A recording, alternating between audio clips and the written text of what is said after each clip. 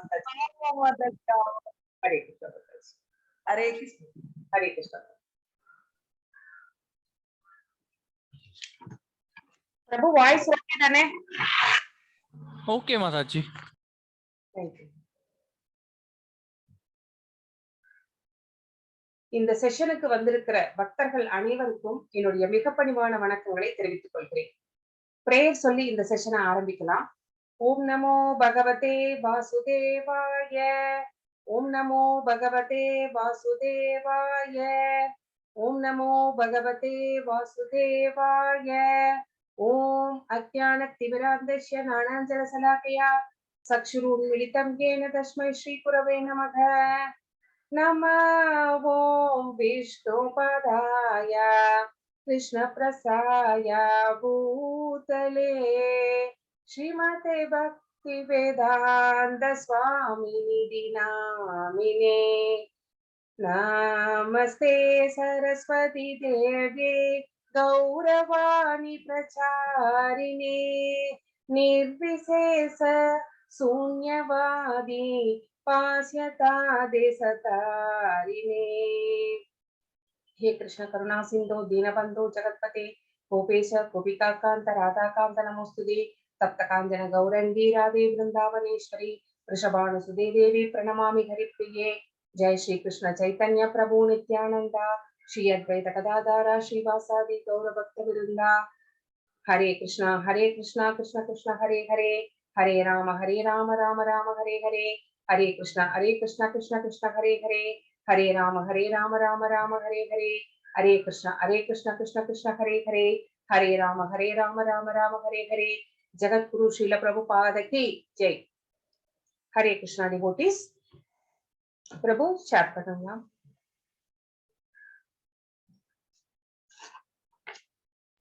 One minute Mataji.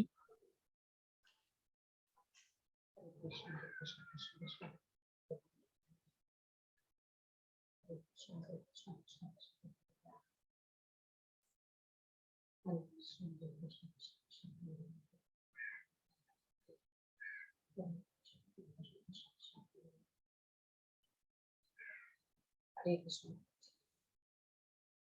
Thank you. Hare Krishna. Hare Rama. Yes, Prabhu. அத்தியாயம் 4 ஞான யோகம், அறிவின் யோகம். சோ சில யோகிகள் என்ன பண்ணுவாங்க அப்படின்னா, ஞானத்தை அவங்க விருத்தி செய்து கொள்வதன் மூலமாக பகவானை சென்று அடைய முடியும் அப்படின்னு அவங்க நினைச்சுக்கிட்டு அவங்க நிறைய வேதங்களை கற்றுக்கிறது, அதுல பகவானை தேடுறாங்க, அதுல பகவானிடம் சரணடைய முடியும் அப்படின்னு நினைச்சு செயல்படுகிறார்கள். சோ இந்த சாப்டர் அந்த மாதிரிதான் பகவான் நமக்கு என்ன சொல்ல போகிறார் ஞான யோகத்துல அப்படின்னு நம்ம இன்னைக்கு பார்க்க போகிறோம். ஹரே கிருஷ்ணா. ஸ்ரீ ஸ்ரீ ராதா கோவிந்தா இஸ்கான் பெங்களூருக்கு நம்முடைய பணிவான வணக்கங்களை சமர்ப்பித்துவிட்டு இந்த செஷனுக்கு செல்லலாம். ஹரே கிருஷ்ண கிருஷ்ண கிருஷ்ண ஹரே ஹரே ஹரே ராம ராம ராம ஹரே ஹரே.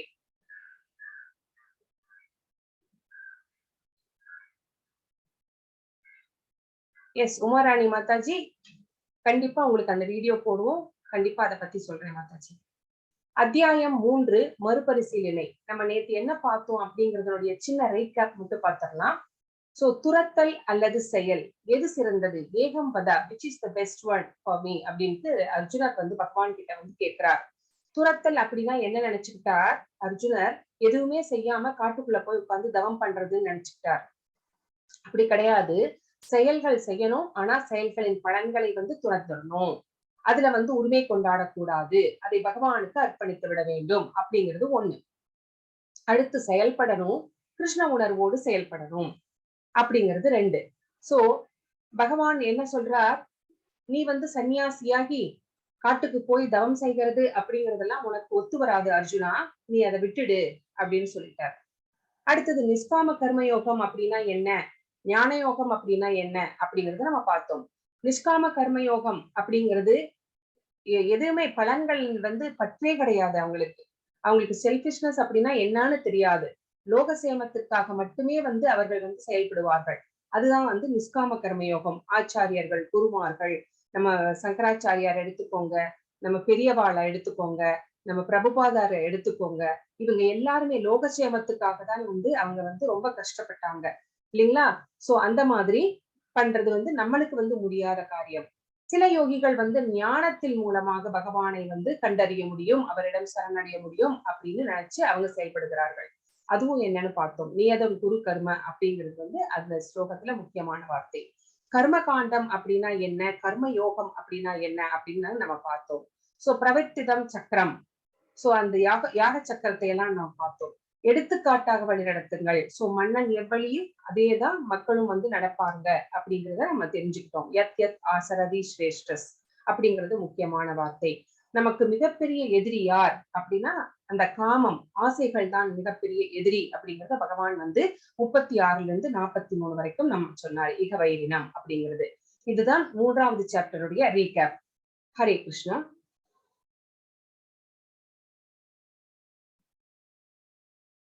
இன்னைக்கு நம்ம என்ன பார்க்க போறோம், அதனுடைய சுருக்கம் என்ன அப்படின்னு பார்த்தோம்னா, கிருஷ்ணரை பற்றிய ஆழ்நிலை அறிவு. சோ ஞானிகள் வந்து நிறைய வேதங்களிலும் ஸ்கிரிப்சர்ஸ்லயும் வந்து பகவானை தேடுகிறார்கள். அதுல எதை பற்றி தேடுறாங்க? பகவானுடைய அந்த தெய்வீகமான ரூபத்தை, லீலைகளை, இந்த மாதிரி நிறைய படிக்கிறதன் மூலமாக அந்த விருத்தி செய்து அறிவை விருத்தி செய்து கொள்வதன் மூலமாக வந்து பகவானை அடைய முடியும் அப்படின்னு நினைக்கிறாங்க. சோ இது வந்து 1 to 10 வரைக்கும் ஏவம் பரம்பரா பிராப்தம் அப்படிங்கிறது முக்கியமான சொல். கிருஷ்ணர் அனைத்து பாதைகளின் குறிக்கோளாகவும் வர்ணாசிரம அமைப்பை உருவாக்கியவராகவும் இருக்கிறார். சோ 4 வர்ணம் 4 ஆசிரமமாக பிரித்தார் இந்த சமுதாயத்தை பகவான். அதை பிரிச்சவர் யாரு அப்படின்னா பகவான் தான் அந்த மாதிரி பிரிச்சார். சோ அனைத்து பாதைகளின் குறிக்கோள் அப்படின்னா என்னன்னா 4 முக்கியமான அத்தன்டிக் சம்பிரதாயம் இருக்கிறது. சோ அதெல்லாம் நம்ம என்னன்னு பார்க்க போறோம். சோ அந்த 4 அத்தன்டிக் சம்பிரதாயத்துக்கும் யார் அதனுடைய கோல் என்ன அப்படின்னு பார்த்தா பகவான் கிருஷ்ணரை சென்று அடைவதுதான் வந்து குறிக்கோளாக இருக்கிறது.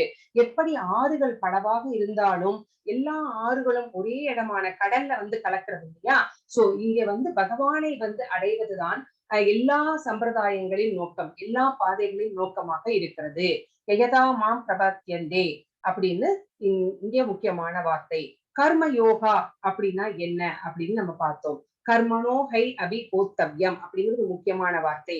கர்ம யோகா அப்படின்னா நம்ம வந்து பற்றின்றி செயல்பட வேண்டும், வைராக்கியத்தோடு செயல்பட வேண்டும். சோ நம்மளுடைய பற்றுக்களை எல்லாம் ஒரு குறிப்பிட்ட வயசுக்கு அப்புறமா நம்ம எல்லா பற்றுகளையும் பகவான் மேல வைக்கணும். எதுலையுமே வந்து பௌதிக வாழ்க்கையிலே பற்றற்று இருக்க வேண்டும், டிட்டாச்மெண்டோட இருக்கணும். அந்த பற்றையெல்லாம் கொண்டு போய் பகவான் கிட்ட வச்சிடணும். சோ வைராக்கியத்தோட இருக்கணும். சோ புலன்களை கட்டுப்படுத்தி அந்த சென்ஸ் கிராட்டிபிகேஷன் இல்லாம பகவான் மட்டுமே, பகவானை திருப்திப்படுத்துவதன் நோக்கமே அது மட்டும்தான் என்னோட நோக்கம் அப்படின்னு செயல்படணும் அப்படிங்கிறதையும் நம்ம பார்க்க போறோம். தியாகங்கள் ஆழ்நிலை அறிவுக்கு வழிவகுக்கும். ஞான யக்ன பரந்தவ. சோ தியாகங்கள் இல்லாமல் வாழ்க்கை இல்லை இல்லைங்களா?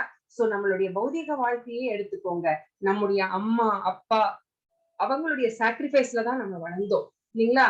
அம்மா வந்து 4:30 மணிக்கே எந்திரிச்சு டிஃபன் பண்ணி சாப்பாடு பண்ணி பேக் பண்ணி எல்லாத்தையும் அனுப்புவாங்க இல்லைங்களா? சோ இப்போ சபரிமலைக்கு மாலை போடுறாங்க. இப்ப இஸ்கான்ல வந்து 3 மணிக்கே எழுந்து 4:30 மணிக்கெல்லாம் மங்களாரத்தி நடக்கும். அதுக்கு 3 மணிக்கே எந்திரிச்சிருவாங்க. சோ இந்த மாதிரி சபரிமலைக்கு மாலை போடுறவங்க பச்சை தண்ணியில குளிச்சு 4 மணிக்கு எந்திரிச்சு கோயிலுக்கு போவாங்க. இது எல்லாமே வந்து என்ன அப்படின்னா தியாகங்கள். சோ இந்த தியாகங்கள் வந்து எதுக்கு அப்படின்னா நம்ம வந்து பகவானை பற்றி அறிவை விருத்தி செய்து கொள்வதற்கு, பகவானை அறிந்து கொள்வதற்கு வழிவகுக்கும். ஆழ்நிலை அறிவின் சுருக்கம். சோ பகவானை பற்றிய அந்த ஞானத்தின் சுருக்கம். தத்வித்தி பிரணிபாதேன. அதை எப்படி அடைவது? ஒரு நிமிஷம்.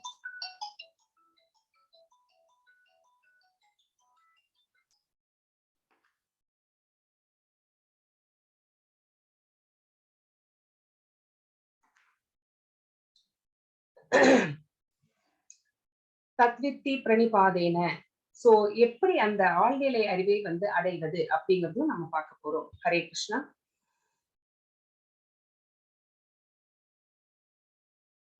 அடுத்தது பிரபு. சோ நம்ம இதுவரைக்கும் நம்ம என்ன பார்த்தோம் அப்படின்னா இந்த 2வது சாப்டர்ல நான் இந்த உடல் அல்ல, நான் ஆத்மா அப்படிங்கிற அந்த ஆத்ம ஞானத்தை பற்றி தெரிந்து கொண்டோம். அடுத்தது 3வது சாப்டர்ல துரத்தல் செயல்படுதல் அப்படின்னா என்ன அப்படிங்கறத நம்ம பார்த்துட்டோம். சோ இப்ப 4வதுல நம்ம என்ன பார்க்க போறோம் அப்படின்னா பகவத்கீதையினுடைய வரலாறு. ஃபர்ஸ்ட் ஸ்லோகமே பகவத்கீதையினுடைய வரலாறை பற்றி சொல்கிறது. சோ என்னன்னு பார்க்கலாம். ஸ்ரீ பகவானுவாச்ச இமம் விவஸ்தே யோகம் प्रोक्तवान् अहम् अव्ययम् विवस्वान् मनवे प्राक மனுர் இஸ்வாகவே பிரவீத். புருஷோத்தமரான முழுமுதற் கடவுள் கிருஷ்ணர் கூறினார், அழிவற்ற இந்த யோக விஞ்ஞானத்தை நான் சூரிய தேவனான விவஸ்வானுக்கு உபதேசித்தேன். விவஸ்வான் மனிதகுல தந்தையான மனுவுக்கும் மனு இஸ்வாகு மன்னனுக்கும் இதை முறையே உபதேசித்தனர் அப்படின்னு சொல்றாரு. சோ இப்ப பகவத்கீதையினுடைய வரலாறு எப்படி தோன்றியது, எப்போது தோன்றியது, யார் யாருக்கு உபதேசம் பண்ணினார்கள் அப்படிங்கறத பத்தி நம்ம பார்க்க போறோம். சோ புருஷோத்தமரான முழுமுதற் கடவுள் கிருஷ்ணர் சொல்றாரு, அழிவற்ற இந்த யோக விஞ்ஞானம், இது விஞ்ஞானம்னு சொல்றாரு பகவத்கீதை. இங்க கிடைக்க எல்லா நம்மளுடைய எல்லா பிரச்சனைகளுக்கும் சொல்யூஷன் எங்க இருக்குது அப்படின்னு கேட்டா பகவத்கீதையில் இருக்கிறது. சோ இந்த விஞ்ஞானத்தை, யோக விஞ்ஞானத்தை நான் சூரிய தேவனான விவஸ்வானுக்கு உபதேசித்தேன். ஃபர்ஸ்ட் நம்ம என்ன நினைச்சிட்டு இருந்தோம், அர்ஜுனனுக்கு தான் மகாபாரத போர்ல பகவான் பகவத்கீதை சொன்னார் அப்படின்னு நம்ம நினைச்சிட்டு இருக்கோம். ஆனா அப்படி கிடையாது. அதற்கும் எத்தனையோ வருஷங்களுக்கு முன்னாடியே பகவான் இந்த யோக விஞ்ஞானத்தை சூரிய தேவனுக்கு உபதேசித்திருக்கிறார். சூரிய தேவனான விவஸ்வானுக்கு உபதேசித்திருக்கிறார்.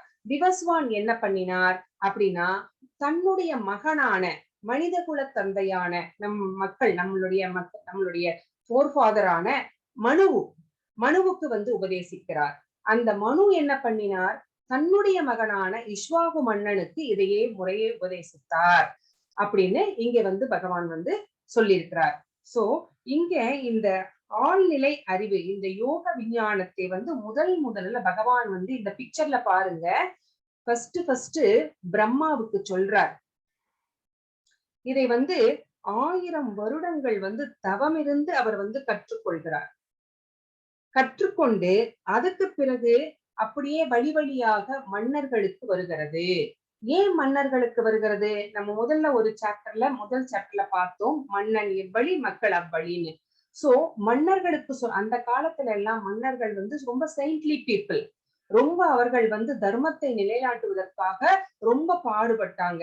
சோ அவங்களுக்கு நம்ம சொல்லி வச்சுட்டா அவங்க மக்களை நல்வழிப்படுத்துவார்கள்.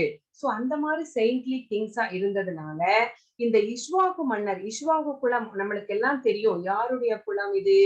நம்ம ஸ்ரீராமருடைய பிறந்த அந்த வம்சம். சோ அவருடைய பாட்டனார் தான் இந்த இஸ்வாகு. சோ அவருக்கு உபதேசிக்கிறார். சோ எதற்காக அப்படின்னா, இந்த மக்களை வழிநடத்துவதற்கு, மக்களை தர்ம பாதையில் அழைத்து செல்வதற்கு இந்த செயின்ட்லி கிங்ஸ் பாடுபடுவார்கள் அப்படிங்கிறதுக்காகத்தான். சோ இங்க ஒரு விஷயம் நான் உங்களுக்கு சொல்லணும்னு நினைக்கிறேன்.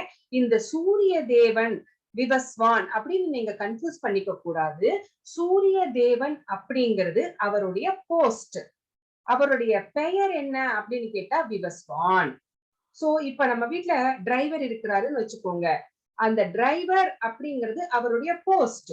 அவருக்கு ரமேஷ், சுரேஷ் அப்படின்னு ஒரு பேர் இருக்கும் இல்லைங்களா? சோ அந்த மாதிரிதான் சூரிய தேவன் அப்படிங்கிறது அவருடைய போஸ்ட். விவஸ்வான் அப்படிங்கிறது அவருடைய பெயர். சோ விவஸ்வான் என்ன பண்ணினா, தன்னுடைய மகனான மனுவுக்கு உபதேசித்தார் அந்த பகவத்கீதையை. மனு என்ன பண்ணினார், தன்னுடைய மகனான இஸ்வாகு மன்னனுக்கு முறையே உபதேசித்தார். சோ இந்த மாதிரி செயின்ட்லி கிங்ஸ்னால மக்கள் நல்வழிப்படுத்தப்படுவார்கள் அப்படிங்கிறதுக்காக செயின்ட்லி கிங்ஸுக்கு இதை உபதேசிக்கிறார்கள். ஹரே கிருஷ்ணா. இப்போ பகவத்கீதையினுடைய அதே வரலாறு தான் தொடர்ந்து சொல்லப்படுகிறது.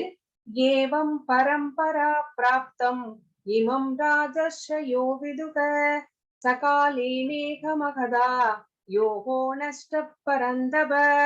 உன்னதமான இந்த விஞ்ஞானம் சீடர்களின் சங்கிலி தொடர் மூலமாக பெறப்பட்டு அவ்வாறே புனித மன்னர்களால் உணரப்பட்டது. சோ இஷ்வாகு மன்னருக்கு அப்புறமா அப்படி மன்னர்கள் பரம்பரை மூலமாக சங்கிலி தொடர் மூலமாக ஒவ்வொரு மன்னருக்கும் அடுத்தடுத்து உபதேசிக்கப்பட்டு அது மன்னர்கள்னால மக்களுக்கு வழி நடத்தப்பட்டது. ஆனால் காலப்போக்கில் இந்த தொடர் விட்டு போனது. இந்த விஞ்ஞானம் மறைந்து விட்டதை போல தோன்றுகிறது. சோ இந்த விஞ்ஞானம் நடுவுல கொஞ்சம் மறைஞ்சிட்ட மாதிரி தோன்றுகிறது அப்படின்னு இங்க இந்த ஸ்லோகம் நமக்கு சொல்லுகிறது. ஹரே கிருஷ்ணா. இப்போ 4 சம்பிரதாயம் இருக்கு அப்படின்னு நான் சொன்னேன். எல்லா பாதைகளின் குறிக்கோளும் பகவானை சென்று அடைவது அப்படின்னு சொன்னேன். என்னென்ன சம்பிரதாயம் அப்படின்னு பார்த்தா, முதல்ல பாருங்க, பிரம்ம கௌடிய வைஷ்ணவ சம்பிரதாயம் ஃபர்ஸ்ட். இதுதான் இஸ்கான்ல நம்ம பிரபுபாதர் ஃபாலோ பண்றது. நம்ம எல்லாருமே அதுல இருக்கிறவங்க. சோ அதனுடைய முக்கியமான ஆச்சாரியர் யார் அப்படின்னு கேட்டா மத்வாச்சாரியர். அடுத்தது ஸ்ரீ சம்பிரதாயம், லக்ஷ்மி தாயார். சோ இங்க முக்கியமான ஆச்சாரியர் யார் அப்படின்னு கேட்டா ராமானுஜாச்சாரியார். அடுத்தது ருத்ர சம்பிரதாயம். இங்கே முக்கியமான ஆச்சாரியர் விஷ்ணு சுவாமிகள். அடுத்தது சனத்குமாரர். இந்த சம்பிரதாயத்துல முக்கியமான ஆச்சாரியார் நிம்பார்க்காச்சாரியார். சனத்குமாரர்கள் யார் அப்படின்னு கேட்டா பிரம்மாவினுடைய 4 புதல்வர்கள். அந்த 4 புதல்வர்கள் அதனுடைய முக்கியமான ஆச்சாரியர் நிம்பார்க்காச்சாரியார். இந்த 4 சம்பிரதாயங்களுமே அத்தன்டிக் ஆனது. இந்த 4 சம்பிரதாயத்துல நம்ம எதை வேணாலும் ஃபாலோ பண்ணலாம். நம்ம எப்பவுமே எதை ஃபாலோ பண்றதாக இருந்தாலும் நம்முடைய சாஸ்திரங்கள் என்ன சொல்கிறது, நம்மளுடைய பெரியவர்கள் ஆச்சாரியர்கள் என்ன சொல்கிறார்களோ அததான் நம்ம ஃபாலோ பண்ணணுமே ஒழிய திடீர் ஒரு புதுசா காளான் மாதிரி ஒண்ணு முளைச்சு புதுசா சொல்றது எல்லாம் நம்ம ஒத்துக்க கூடாது. சோ நமக்கு டிசிப்ளிக் சக்சஷன்ல பகவான் கிட்ட இருந்து பிரம்மா கிட்ட இருந்து நாரதர், அதுக்கப்புறம் நிறைய ஆச்சாரியர்கள், அதுக்கப்புறம் 32வது ஆச்சாரியரா தான் ஸ்ரீல பிரபுபாதா இருக்கிறார். சோ இந்த மாதிரி ஒரு அத்தன்டிக்கான ஒரு சம்பிரதாயத்திலிருந்து வந்தவர்கள் என்ன சொல்கிறார்களோ அததான் நம்ம ஃபாலோ பண்ணணுமே ஒழிய மற்றவர்கள் சொல்லுவதை கேட்கக்கூடாது. ஏன் அப்படின்னா இவங்க பகவான் என்ன சொல்றாரோ, தங்களுடைய குருமார்கள் என்ன சொல்கிறார்களோ அதை அப்படியே மக்களுக்கு எடுத்து சொல்லக்கூடியவர்கள். மத்த விஷயங்கள்ல பார்த்தா அவங்க தங்களுடைய கருத்துக்களை அதிலே திணித்து இருக்கிறார்கள். சோ அத நம்ம எடுத்துக்கொள்ள கூடாது. அதுல 100% பியூர் கிடையாது. அதனால நம்ம ஒரு டிசிப்ளிக் சக்சஷன்ல வந்த குருமார்களைத்தான் நாம் அவங்க என்ன சொல்றாங்களோ அதுதான் ஏத்துக்கணும். அதுதான் இந்த பிக்சர் நம்மளுக்கு சொல்கிறது. ஹரே கிருஷ்ணா.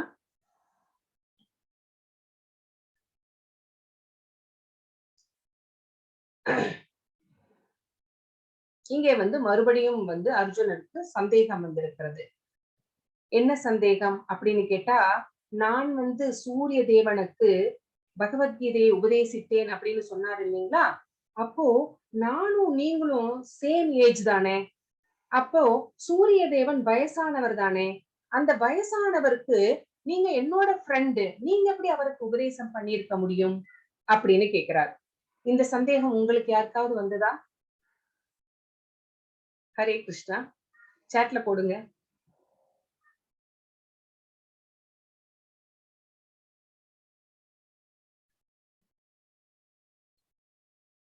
ஹரே கிருஷ்ணா டிவோட்டீஸ்.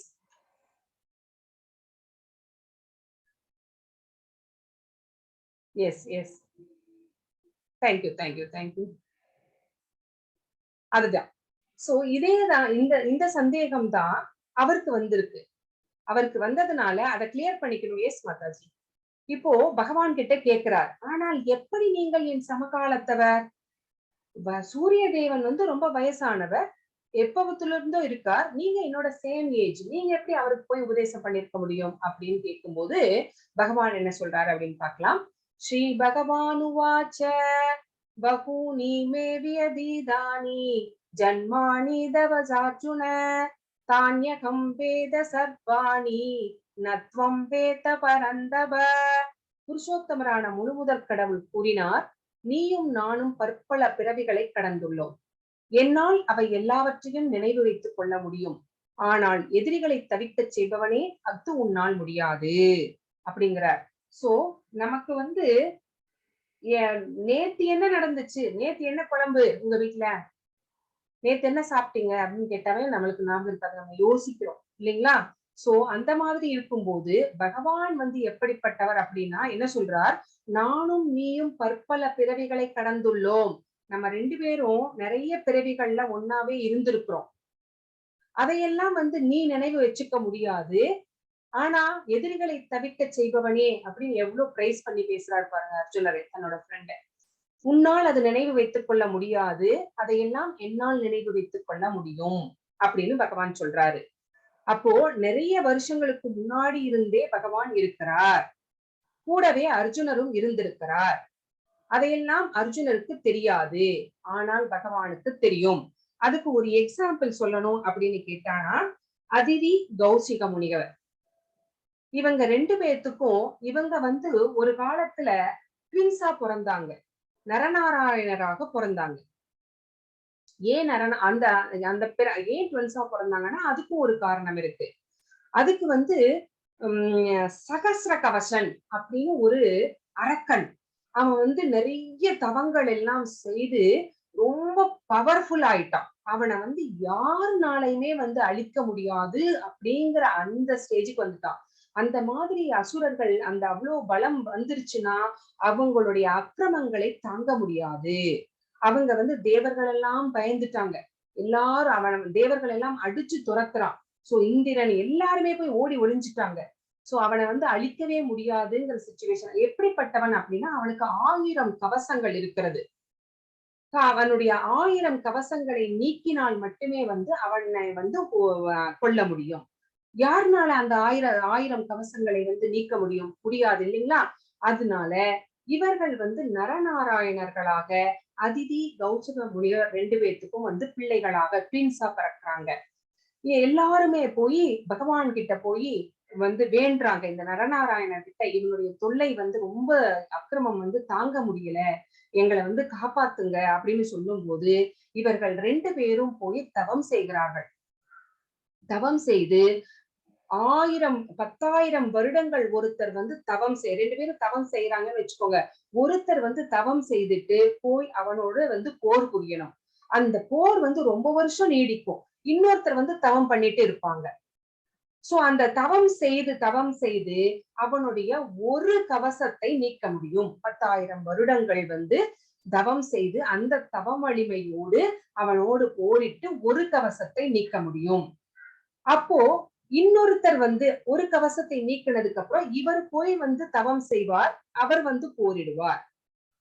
உங்களுக்கு புரிஞ்சிருக்கும்னு நினைக்கிறேன். மாத்தி மாத்தி இப்படி தவம் செய்து அவனுடைய ஒவ்வொரு கவசங்களாக வந்து நீக்குகிறார்கள். 999 கவசங்கள் நீங்கிவிட்டன. அப்போ இன்னும் ஒரு கவசம் தான் இருக்கிறது. அப்போ அவனுக்கு பயம் வந்துருச்சு அந்த சகஸ்ர கவசம். அவன் என்ன பண்றான், ஓடி போய் சூரிய தேவனிடம் தஞ்சமடைகின்றான். சூரிய தேவனிடம் தஞ்சமடைந்ததுனால இவங்களை வந்து அவனை வந்து கொல்லாமல் விட்டு விடுகிறார்கள். கொல்லாமல் விட்டு வந்து விடுகிறார்கள். சரிங்களா? அவன்தான் குந்தி தேவிக்கு மகனாக கர்ணனாக ஒரு கவசத்தோடு பிறந்தான் அடுத்த யுகத்துல. அப்போ இவர்கள் இருவரும் சேர்ந்துதான் அவனை கொல்ல முடியுங்கிறதுனால அந்த குருச்சேத்திர போர்ல வச்சு அந்த ஒரு கவசத்தை நீக்கி 2 பேரும் சேர்ந்தே வந்து அவனை கொன்றார்கள். அர்ஜுனன் மூலமாக பகவான் அவனை வந்து கொன்றார்.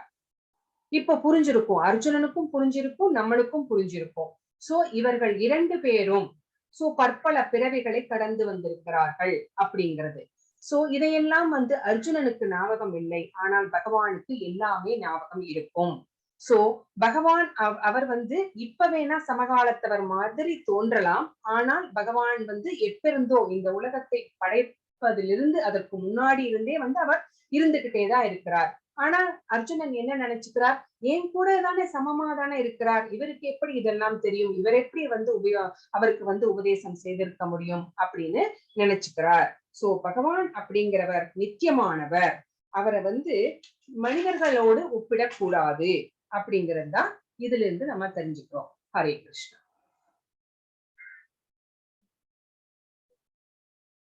ஹரே கிருஷ்ணா. பிரபு நெக்ஸ்ட் ஸ்லைடுக்கு போலாம். ஹரே கிருஷ்ணா.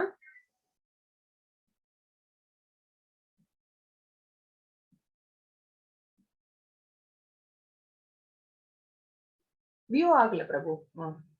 இப்போ நம்ம வந்து பிரம்மாவினுடைய ஆயுளை பத்தி நம்ம இங்க இது ஃபுல்லா கால்குலேஷன்ஸ் தான். ஹரே கிருஷ்ணா மாதாஜி. சொல்லுங்க சொல்லுங்க பிரபு. அது ஸ்ட்ரக் ஆயிடுச்சு மாதாஜி, என்னன்னு தெரியல. பரவாயில்ல பரவாயில்ல. பிரம்மாவினுடைய ஆயுள் இதை எப்படி கணக்கிட போகிறோம் அப்படின்னு நம்ம பார்க்கலாம். இப்போ 4 யுகங்கள் இருக்குன்னு நம்மளுக்கு தெரியும். ஃபர்ஸ்ட் யுகம் வந்து சத்திய யுகம், திரேதா யுகம், துவாபர யுகம், கலியுகம். நம்ம இப்ப இருக்கிறது இந்த 3 யுகங்கள் முடிந்து விட்டது. நம்ம இந்த கலியுகத்துல இருக்கிறோம். இந்த கலியுகத்தின் ஆயுட்காலம் அப்படிங்கிறது 4,32,000 ஆண்டுகள். அப்போ இந்த துவாபர யுகத்தினுடைய ஆயுட்காலம் எவ்வளோ அப்படின்னு கேட்டா இன்டூ 2 போட்டுக்கோங்க. 4,32,000 இன்டூ 2 அப்படின்னா இவ்வளோ ஆண்டுகள் தான் துவாபர யுகம். இதே வந்து மூன்று மடங்கு திரேதா யுகம் இன்டூ 3 போட்டுக்கிட்டா, இது வந்து சத்தியயுகம் அப்படிங்கிறது இன்டூ 4 போட்டுக்கிட்டோம்னா அதனுடைய ஆயுட்காலம் நமக்கு கிடைக்கிறது. சோ இந்த 4 யுகங்கள், 4 யுகத்துல கலியுகத்தில் 4,32,000 ஆண்டுகள், அதனுடைய 2 மடங்கு துவாபர யுகம், திரேதா யுகம் 3 மடங்கு, சத்தியயுகம் என்பது வந்து 4 மடங்கு. இதுதான் வந்து ஆயுட்காலம். சோ இதுல வந்து 4 யுகங்கள் சேர்ந்தது வந்து ஒரு திவ்ய யுகம் அப்படின்னு சொல்றோம். இந்த 4 யுகங்களையும் சேர்த்து பார்த்தோம்னா ஒரு திவ்ய யுகம் அப்படின்னு சொல்றோம். சரிங்களா? இந்த மாதிரி 71 திவ்ய யுகங்கள் சேர்ந்தது ஒரு மன்வந்திரம் அப்படின்னு சொல்லப்படுகிறது. 71 திவ்ய யுகங்கள் சேர்ந்தது ஒரு மன்வந்திரம். சோ நம்ம இப்ப எத்தனை மன்வந்தரங்கள் முடிந்திருக்கிறது அப்படின்னு கேட்டா 6 மன்வந்தரங்கள் முடிந்து நம்ம இப்போ 7வது மன்வந்தரத்துல இருக்கிறோம். நம்ம கோயிலுக்கு போய் அர்ச்சனைக்கு கொடுக்கும் போது நீங்க கவனிச்சு பாருங்க, அவர் சொல்லுவார், அர்ச்சகர் சொல்வார் வைவஸ்தவ மன்வந்திரே அப்படின்னு சொல்லுவார். சோ நம்ம அந்த மன்வந்தரத்துல நம்ம வந்து இருக்கிறோம். அதனால அவர் வந்து அந்த நம்ம சொல்வார் இல்லையா, திதி நம்ம பாரத கண்டே அப்படி எல்லாம் சொல்லுவார் பாத்தீங்களா? அப்படி சொல்லும் போது இதை நீங்க உன்னிப்பா கவனிச்சு பார்த்தா மன்வந்தரத்தை வந்து சொல்லுவார். சோ இந்த மாதிரி தான் வந்து அவருடைய இது வந்து கணக்கிடப்படுகிறது. சோ 4 யுகங்கள் சேர்ந்தது திவ்ய யுகம், 71 திவ்ய யுகங்கள் சேர்ந்தது ஒரு மன்வந்திரம். ஒரு மன்வந்திரம் அப்படிங்கிறது ஒரு மனுவின் ஆயுள். மொத்தம் எத்தனை மனுக்கள் இருக்கிறார்கள் அப்படின்னா 14 மனுக்கள் இருக்கிறார்கள். சோ இந்த கலியுகம் வந்து 71 திவ்ய யுகங்கள் சேர்ந்தது ஒரு மன்வந்திரம் சொன்னேன்னு பாத்தீங்களா? அதுதான் ஏஜ் ஆஃப் மனு அப்படின்னு சொன்னேன். இந்த மாதிரி 1000 திவ்ய யுகங்கள் சேர்ந்தது ஒரு கல்பம் அப்படின்னு சொல்லப்படுகிறது. அந்த ஒரு கல்பம் அப்படிங்கிறது டே டைம் ஆஃப் பிரம்மா. அப்போ இன்னொரு கல்பம், அதாவது இன்னொரு 1000 ஆண்டுகள் சேர்ந்த 1000 திவ்ய யுகங்கள் சேர்ந்தா day and night of Brahma. உங்களுக்கு புரிஞ்சிருக்கும்னு நினைக்கிறேன். 1000 திவ்ய யுகங்கள் சேர்ந்தது ஒரு கல்பம். அதுதான் டே டைம் ஆஃப் பிரம்மா, பகல், அவருடைய ஒரு பகல். அப்போ 2 கல்பம் சேர்ந்தது டே அண்ட் நைட், ஒரு நாள். சோ அது எவ்வளவு அப்படின்னு கேட்டா 8.64 பில்லியன் ஹியூமன் இயர்ஸ். அதுதான் 2 கல்பாஸ் அப்படின்னு சொல்றோம். சோ அதே வந்து 30 டேஸ்க்கு போட்டு பாருங்களேன், அந்த 8.64 பில்லியன். பிரபு அடுத்ததுக்கு போங்களேன், அடுத்து அந்த ஸ்லைட்ல இருக்கும்னு நினைக்கிறேன். பிரம்மா வந்து இதுவரைக்கும் வந்து அவருக்கு வந்து 50% ஆஃப் த லைஃப் ஸ்பேன் வந்து முடிஞ்சிருச்சு. இன்னும் 50% தான் இருக்கு. அந்த 50% எவ்வளவு அப்படின்னு கேட்டா 155.52 ட்ரில்லியன் இயர்ஸ் இருக்கிறது. சோ 6 மன்வந்தரங்கள் முடிந்து விட்டது. நம்ம 7வது மன்வந்தரத்துல இருக்கிறோம். 4 யுகங்களுடைய சுழற்சி. இந்த 27 எப்படி வந்தது அப்படின்னு பாத்தீங்கன்னா 27 நட்சத்திரங்கள் இருக்கிறது இல்லைங்களா? அது மட்டும் கிடையாது, மடங்கு போட்டு பாடுங்க பாத்தீங்கன்னா இன்டூ 10.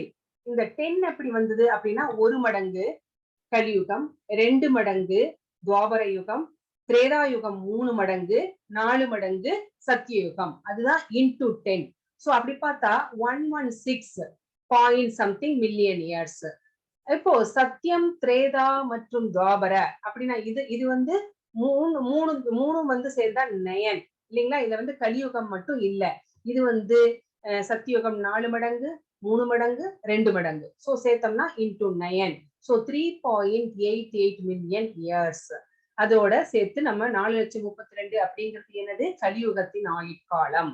கலியுகத்துல எவ்வளவு காலம் முடிந்து விட்டது இதுவரைக்கும் அப்படின்னு பார்த்தா 5117 வருடங்கள் மட்டும்தான் கடந்திருக்கிறது. இன்னும் கடக்க வேண்டிய தூரம் நிறைய இருக்கிறது.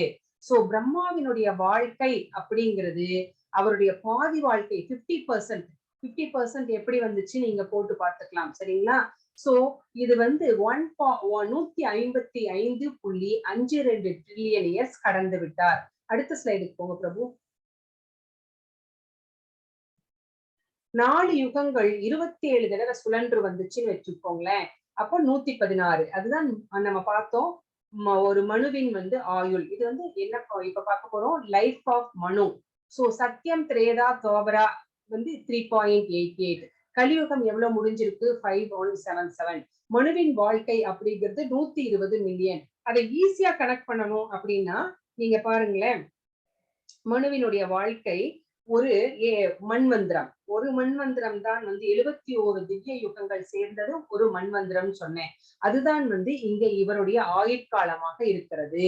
சோ மனுவினுடைய வாழ்க்கை இங்க 27 சுழற்சிகள் பிளஸ் வந்து இங்க 3.88 மில்லியன் இயர்ஸ். இதெல்லாம் சேர்த்தோம்னா 9 மடங்கு.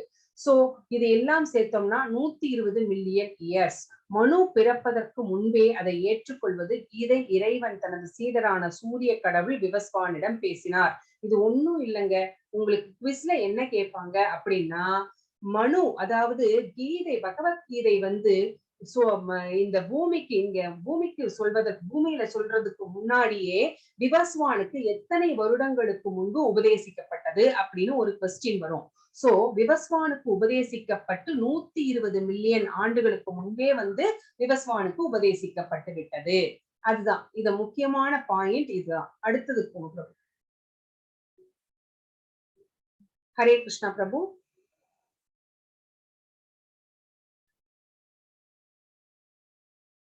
பகவத்கீதையின் வரலாறு. திரேதா யுகத்தில் தொடக்கத்தில் விவஸ்வானால் மனுவுடனான இந்த உறவின் விஞ்ஞானம் வழங்கப்பட்டது. மனு மனிதகுலத்தின் தந்தையாக இருந்ததால் பூமி கிரகத்தின் ராஜாவான தனது மகனான மகாராஜா இஷ்வாவுக்கு கொடுத்தார்.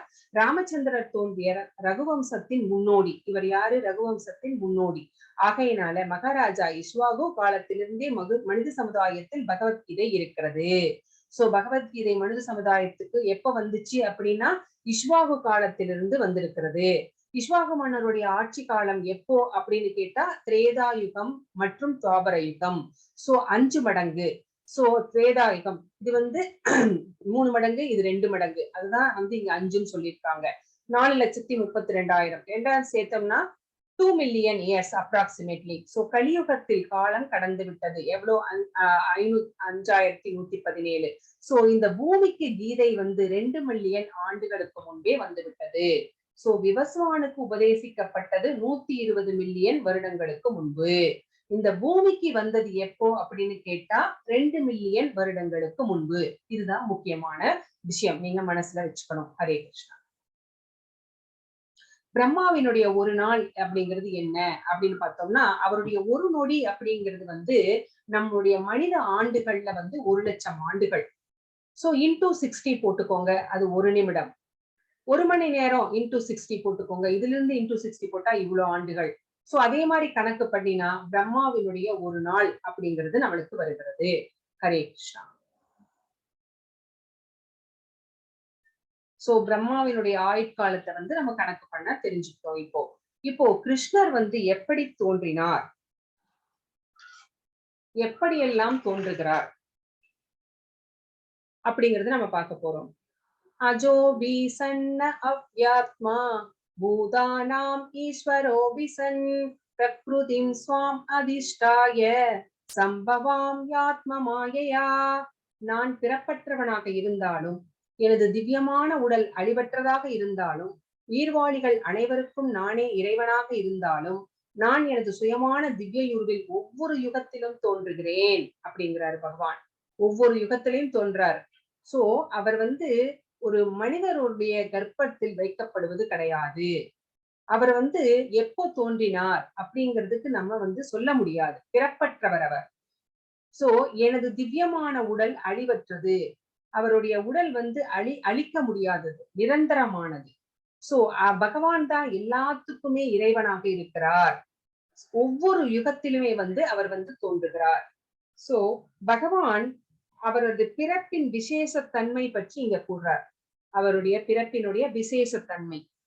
அவர் பார்ப்பதற்கு சாதாரண மனிதரை போல தோன்றினாலும் அவர் பற்பல பிறவிகளை வந்து நினைவு வைத்துக் கொள்ள முடியும். சோ அவர் நமக்கு முன்னாடி நம்ம நம்ம என்னவா இருந்தோம் அப்படின்னு நம்மளுக்கு தெரியாது. நமக்கு முன்னாடி முற்பிறவி எல்லாம் வேண்டாம். நம்ம முன்னாடி ஒரு 2 மாசத்துக்கு முன்னாடி அன்னைக்கு என்ன நடந்துச்சு அப்படின்னு கேட்டாவே நம்மளுக்கு ஒழுங்கா சொல்ல தெரியாது. நேத்து என்ன நடந்துச்சுன்னு கேட்டா கூட நம்மளால சொல்ல முடியாது. ஆனால் பகவான் வந்து எல்லாவற்றையும் வந்து அவரால் நினைவு வைத்துக் கொள்ள முடியும். யாராவது இந்த நேரம் நேத்து என்ன பண்ணிட்டு இருந்தீங்க அப்படின்னு கேட்டா யாரும்னால கரெக்டா சில பேர் சொல்லுவாங்க, சில பேர் மோஸ்ட்லி வந்து சொல்ல முடியாது. ஆனால் பகவான் இந்த பூமியில தோன்றும் போது சாதாரணமாக பிறப்பது போல பிறப்பது கிடையாது. எப்படி அப்படின்னு கேட்டா நம்ம சாதாரணமாக நம்ம பௌதீகத்துல நம்ம பிறக்கிறோம் இல்லைங்களா, நம்மளுக்கு வந்து பிறக்கிறோம், நம்ம வந்து குழந்தையாக இருக்கிறோம், சிறுவனாக மாறுகிறோம், இளைஞனாகிறோம், அப்புறம் என்ன பண்றோம், வயசாகுது, அப்புறம் வந்து இறப்பு வருகிறது. ஆனால் பகவானுக்கு இந்த எந்த சேஞ்சஸுமே கிடையாது. சோ குருச்சேத்திர போர் நடக்கும்போது அவருக்கு அப்ராக்சிமேட்லி 125 வயது அப்படின்னு சொல்றாங்க. ஆனால் அப்பவும் வந்து அவர் 25 வயது கட்டிலங்காடையாகவே இருந்தார்.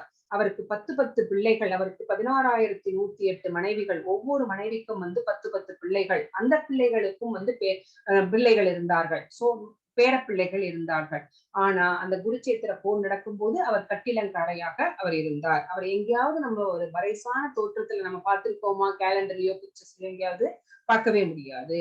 சோ இப்படி வந்து இருக்கிறவர் வந்து அவருடைய சிறப்பு, அவருடைய விசேஷத்தன்மை. சோ அவருடைய வந்து இப்படிதான் வந்து நம்ம பார்க்க முடியும்.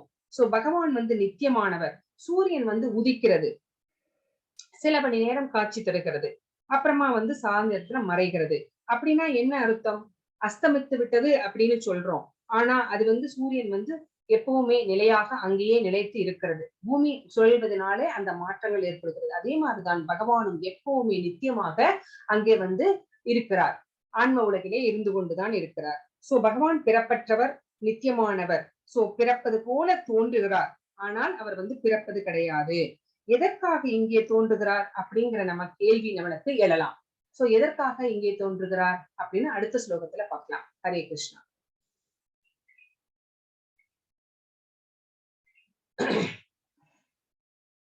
எப்போது தோன்றினார்?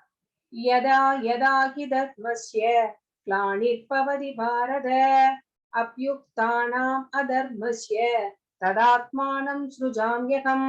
எப்போதெல்லாம் எங்கெல்லாம் தர்மம் சீர்குலைந்து அதர்மம் ஆதிக்கம் செலுத்துகின்றதோ பரதகுல தோன்றலை அப்போதெல்லாம் நான் தோன்றுகிறேன். சோ எப்போதெல்லாம் பகவான் தோன்றுகிறார் அப்படின்னு பார்த்தோம்னா, எப்போதெல்லாம் தர்மம் சீர்குலைகிறதோ, அதர்மம் வந்து ஆதிக்கம் செலுத்த ஆரம்பிக்கிறதோ அப்போதெல்லாம் நான் தோன்றுகிறேன் அப்படின்னு சொல்றாரு. துவாபர யுகத்துல ஃபார் எக்ஸாம்பிள், துவாபர யுகத்துல இறுதியில இந்த மாதிரி ஒரு நிலை ஏற்பட்டது. சோ அப்போது வேத நியதிகளை வந்து கொடிய குணங்கள் கொண்டவர்கள் வந்து துஷ்பிரயோகம் செய்ய ஆரம்பித்தார்கள். அப்போ பகவான் கிருஷ்ணர் வந்து புத்தராக வந்து அவதரித்தார். அவர் என்று ஸ்ரீமத் பாகவதம் சொல்கிறது. அப்போ மிருகவதை அப்படிங்கிறது கட்டுக்கடங்காமல் போய்விட்டது. சோ அதை வந்து தடுத்து நிறுத்தணும் அப்படிங்கிறதுக்காகவே வந்து அவர் புத்த பகவானாக அவர் வந்து அவதரித்து அகிம்சையை வந்து போதித்தார். சோ அவர் வேதங்கள்ல என்ன சொல்லிருக்கிறதோ அது அங்க என்ன அவதாரம் எடுத்தார் அப்படின்னு சொல்லப்பட்டிருக்கிறதோ அதை மட்டும்தான் நான் நம்பணுமே ஒழிய மற்றவர்கள் சொல்வது எல்லாம் நாம் வந்து கேட்க வேண்டிய அவசியமே கிடையாது.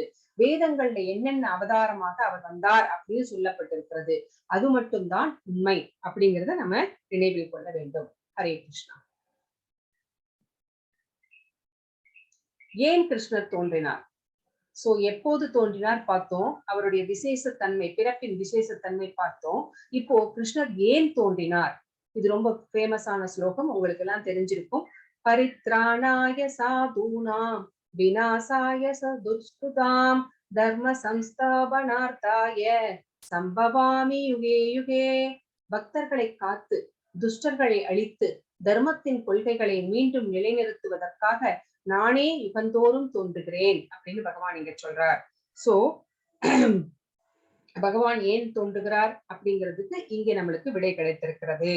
சோ இங்க வந்து கம்சனையோ ராவணனையோ அழிக்கணும் அப்படின்னு அவர் நினைச்சார் அப்படின்னா, அவராகவே வந்து ஆன்ம உலகத்திலே இருந்து தன்னுடைய உலகத்திலே இருந்து கீழே இறங்கி அவதாரமா வரணும் அப்படிங்கிற அவசியமே கிடையாது. அவருடைய சக்திகள், அவருடைய சக்தி வாய்ந்த பிரதிநிதிகள் இருக்கிறார்கள், அவங்களை அனுப்பியே வந்து அவர் வந்து கொன்னிடலாம். ஆனா அவராகவே இறங்கி வருகிறார். சோ எதற்காக அப்படின்னா, தன்னுடைய பக்தர்களின் திருப்திக்காக, அவர்களை மகிழ்விப்பதற்காக வருகிறார்.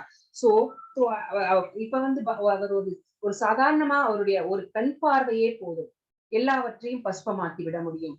ஆனா அவராகவே ஏன் வருகிறார்?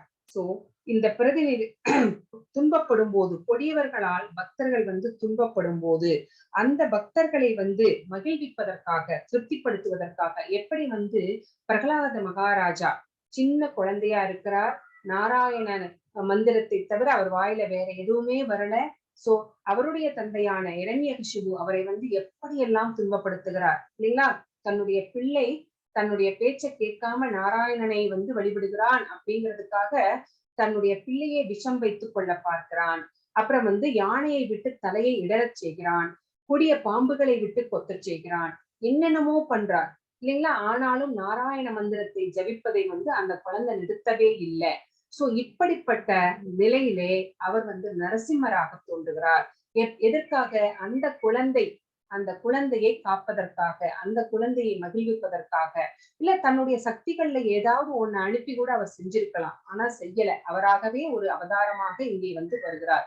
சோ அவர் எப்படியெல்லாம் வந்து இந்த பக்தர்களை காப்பதற்காக தன்னுடைய கடவுளின் ராஜ்யத்தில் இருந்து இறை உரு வந்து பூமிக்கு வரும்போதுதான் நம்ம வந்து அவர்களை வந்து அவதாரம் என்று சொல்கிறோம். சோ நம்மளுக்கு இப்ப தெரிஞ்சிருக்கும் பகவான் ஏன் வந்து நம்ம இங்கே இறங்கி வருகிறார் அவதாரமாக அப்படின்னு. ஹரே கிருஷ்ணா. என்ன நன்மை கிருஷ்ணரை அறிவது? இவரை பற்றி தெரிந்து கொள்வதனால நமக்கு என்ன நன்மை அப்படின்னு பார்த்தோம் அப்படின்னா, ஜன்ம கர்ம சமே திவ்யம் ஏவம் யோ வேதி தத்வதக த்யக்த்வா தேகம் புனர்ஜன்ம நைனிமாம் ஏதி சோர்ஜுன. எனது தோற்றமும் செயல்களும் திவ்யமானவை என்பதை எவனொருவன் அறிகின்றானோ அவன் இந்த உடலை விட்ட பின் மீண்டும் இந்த பௌதீக உலகில் பிறவி எடுப்பதில்லை. அர்ஜுனா, எனது நித்திய உலகை அடைகிறான், அவன் என்னுடைய நித்திய உலகை அடைந்து விடுகிறான். சோ இதுதான் வந்து பகவானை பற்றி நாம தெரிந்து கொள்வதனால நமக்கு என்ன நன்மை அப்படிங்கிறத பகவானே இந்த ஸ்லோகத்துல நமக்கு சொல்கிறார். சோ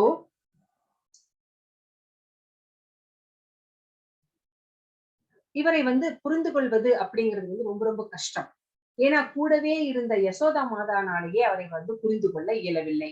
ஏன் சிசுபாலன் கூடவே இருந்தான், துரியோதனன் இருந்தான், துச்சாதனன் இருந்தான், அத்துணை கௌரவர்கள் இருந்தார்கள்.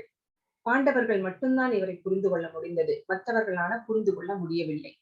சோ இவரை புரிந்து கொள்வது அப்படிங்கிறது ரொம்ப ரொம்ப கடினம்.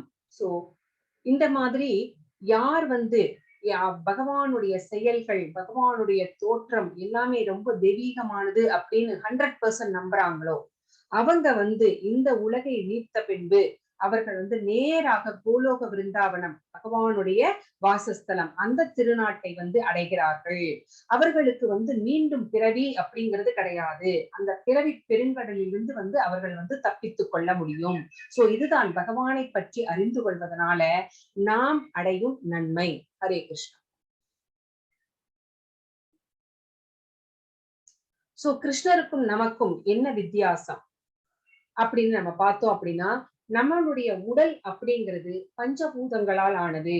பஞ்சபூதங்கள் அப்படின்னு சொல்லப்படுவது நிலம், நீர், நெருப்பு, காற்று, ஆகாயம்.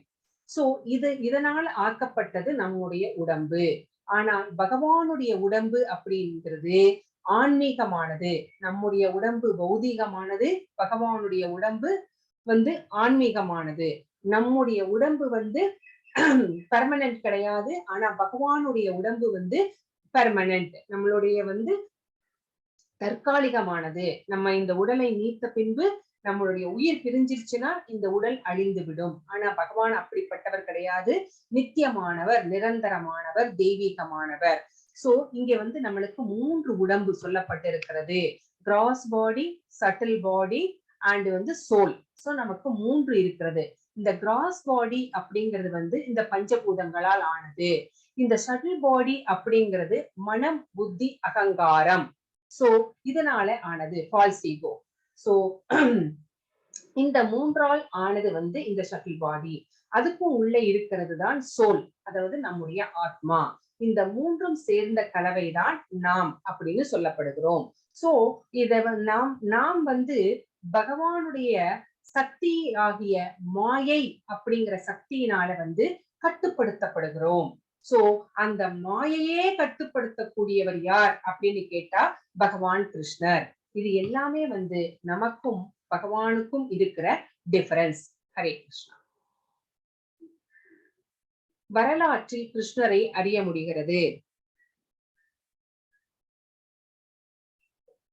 வீதராகபய குரோதா மன்மயா மாம் உபாஷ்டிதா பகவோ ஞான தபசா பூதாமத் பாவமாகதா.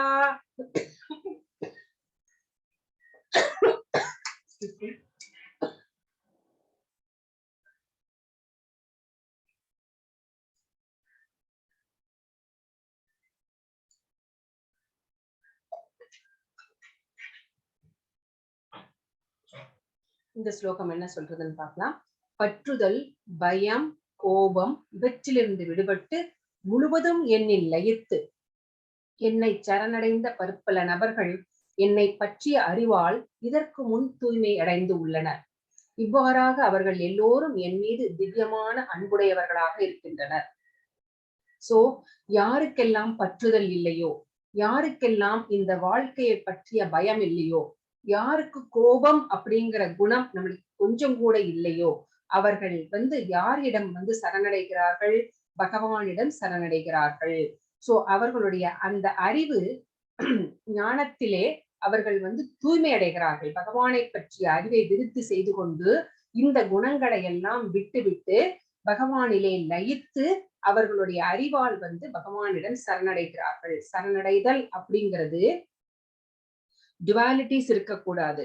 டுவாலிட்டிஸ் அப்படின்னு சொல்லப்படுகிறது இன்பம், துன்பம், புகழ்ச்சி, இகழ்ச்சி, மானம், அவமானம். இந்த மாதிரி இந்த உலகமே வந்து துவந்தங்களால் நிறைந்தது. இந்த டுவாலிட்டிஸ் இல்லாதவர்கள் யார் அப்படின்னு கேட்டா ரொம்ப ரேர். இப்ப எடுத்துக்கோங்க, மத்வாச்சாரியரை எடுத்துக்கோங்க, ராமானுஜாச்சாரியார் எடுத்துக்கோங்க, பிரபுபாதரை எடுத்துக்கோங்க, நம்ம பெரியவாளை எடுத்துக்கோங்க. இவர்கள் எல்லாம் வந்து மிக இந்த மாதிரி குணங்களை எல்லாம் விட்டு பகவானிலே லயித்தவர்கள். சோ இந்த மாதிரி தூய்மை அடைந்தவர்கள் வந்து அவர்கள் எல்லோரும் வந்து பகவான் மேல எதுக்காக வந்து பக்தி செலுத்துகிறார்கள் அப்படின்னா பகவான் மேல உள்ள அன்பினாலே பக்தி செலுத்துகிறார்கள். எதையாவது வேண்டி வந்து அவங்க வந்து அன்பு செலுத்துவது கிடையாது. அவங்களுக்கு எதுவுமே தேவையும் கிடையாது. அந்த மாதிரி இருக்கிறவர்கள் ஒரு குழந்தை மேல, நம்ம சின்ன குழந்தை மேல நம்ம வந்து அன்பு வைக்கிறோம் அப்படின்னா ஏதாவது எக்ஸ்பெக்டேஷனோட அன்பு வைக்கிறோமா? கிடையாது. நம்ம வந்து அது வந்து பியூர் லவ் இல்லைங்களா? அந்த மாதிரிதான் இந்த மாதிரி பெரியவர்கள் எல்லாம் பகவானிடம் வந்து அன்புடையவர்களாக இருக்கிறார்கள். ஹரே கிருஷ்ணா.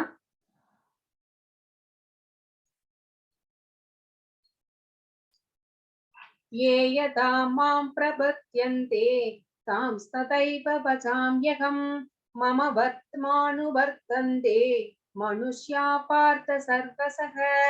அனைவரும் என்னிடம் எவ்வாறு சரணடைகிறார்களோ அதற்கு ஏற்றாற் போல நான் பலனளிக்கிறேன். பிரிதாவின் மகனே, எல்லா விதத்திலும் அனைவரும் என் வழியை பின்பற்றுகின்றனர். சோ நம்ம எத்தனை பர்சன்டேஜ் நம்ம வந்து சரணடைகிறோமோ அந்த குருமார்கள் எல்லாம் 100% சரணடைந்தவர்களாக இருக்கிறார்கள். ஆனா பௌதீக மக்களுக்கு அது முடியுமா அப்படின்னா அது ஒரு கேள்விக்குறிதான். அனைவரும் என்னிடம் எப்படியெல்லாம் பகவானிடம் சரணடைகிறார்களோ, எத்தனை பெர்சன்டேஜ் நம்ம சரணடைகிறோமோ அதே மாதிரிதான் அவரும் வந்து நம்மளுக்கு ரெசிப்ரோகேட் பண்றாரு.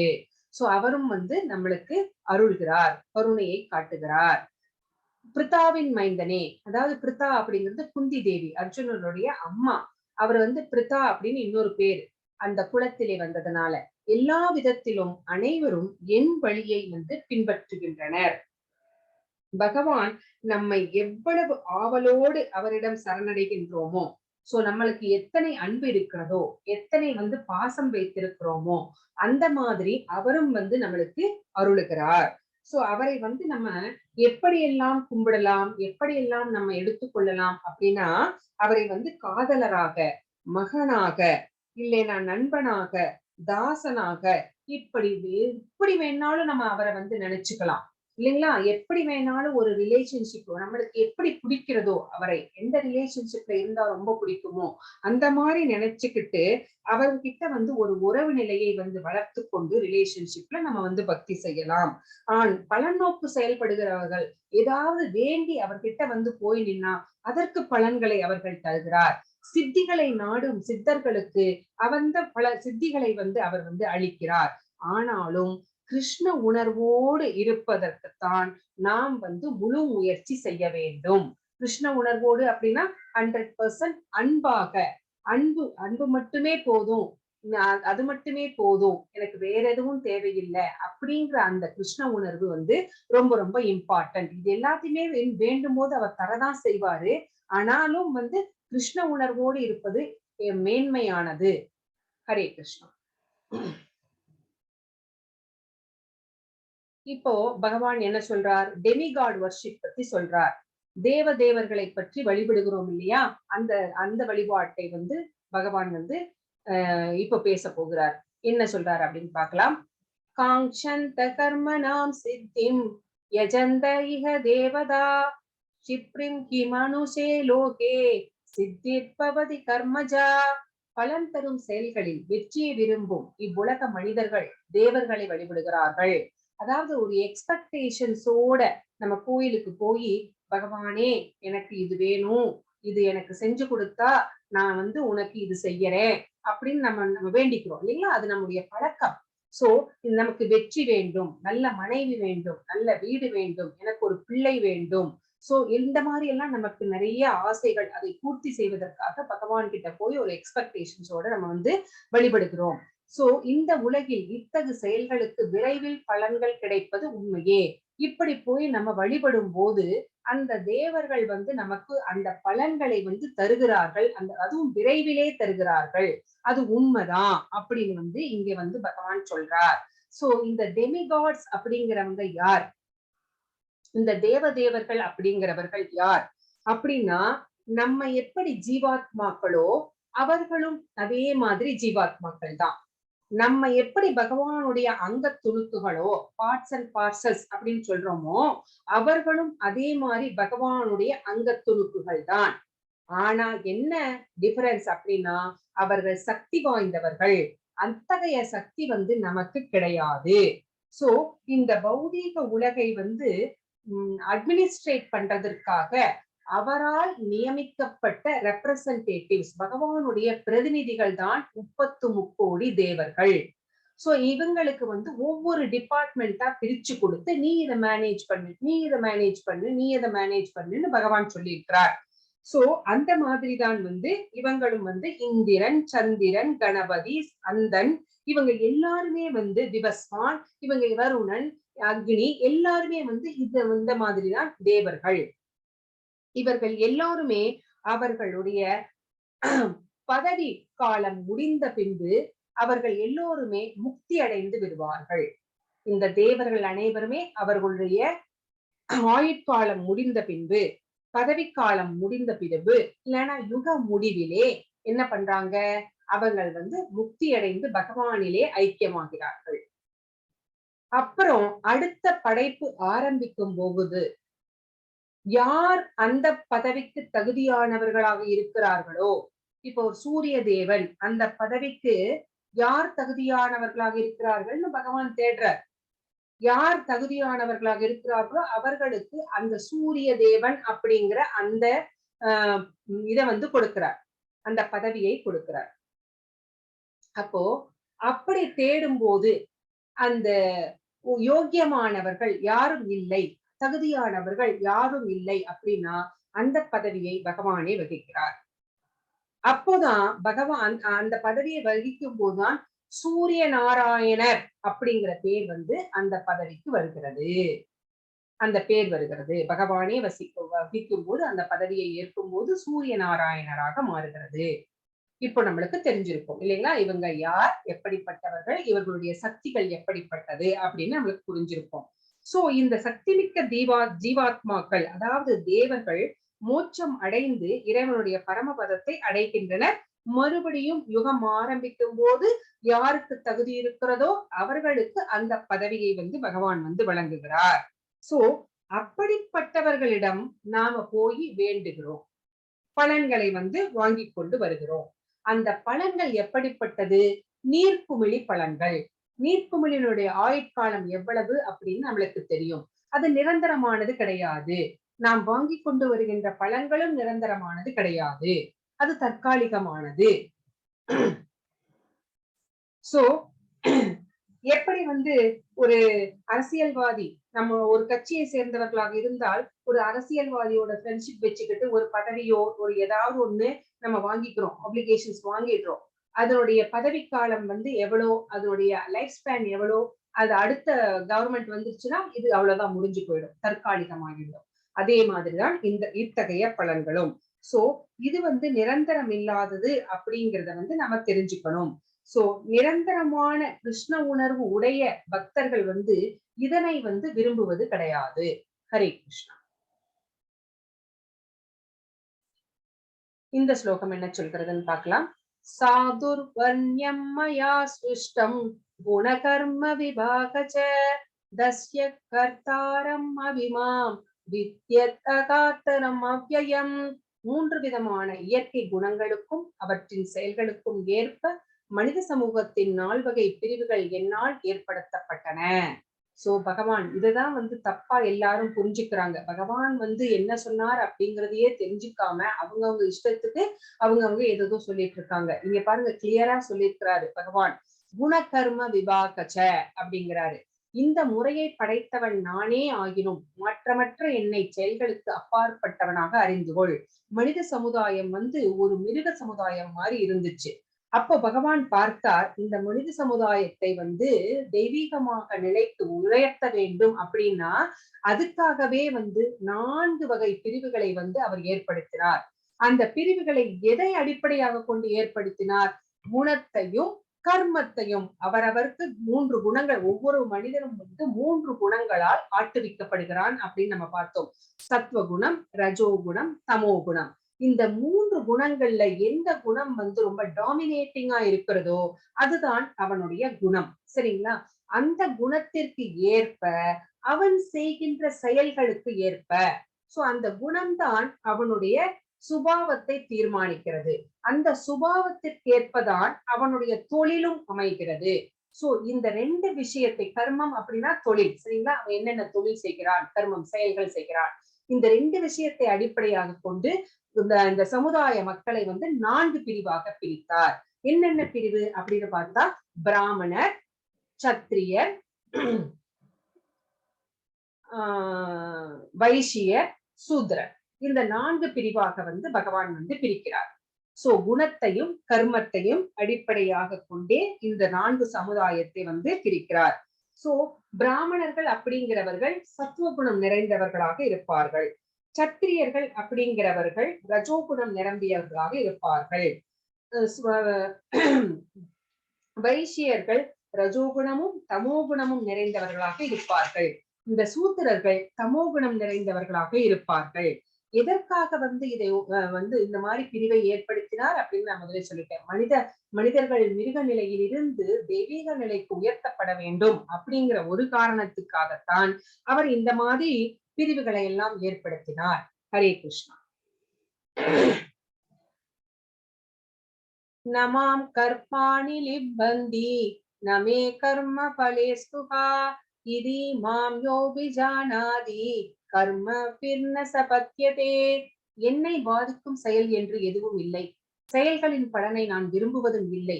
என்னை பற்றிய இவ்வுண்மையை அறிபவனும் செயல்களின் விளைவுகளால் பாதிக்கப்பட மாட்டான். சோ ஒரு செயல் நம்ம செய்யறோம் அப்படின்னா நம்ம ஒரு எக்ஸ்பெக்டேஷனோட தான் செய்யறோம் இல்லைங்களா?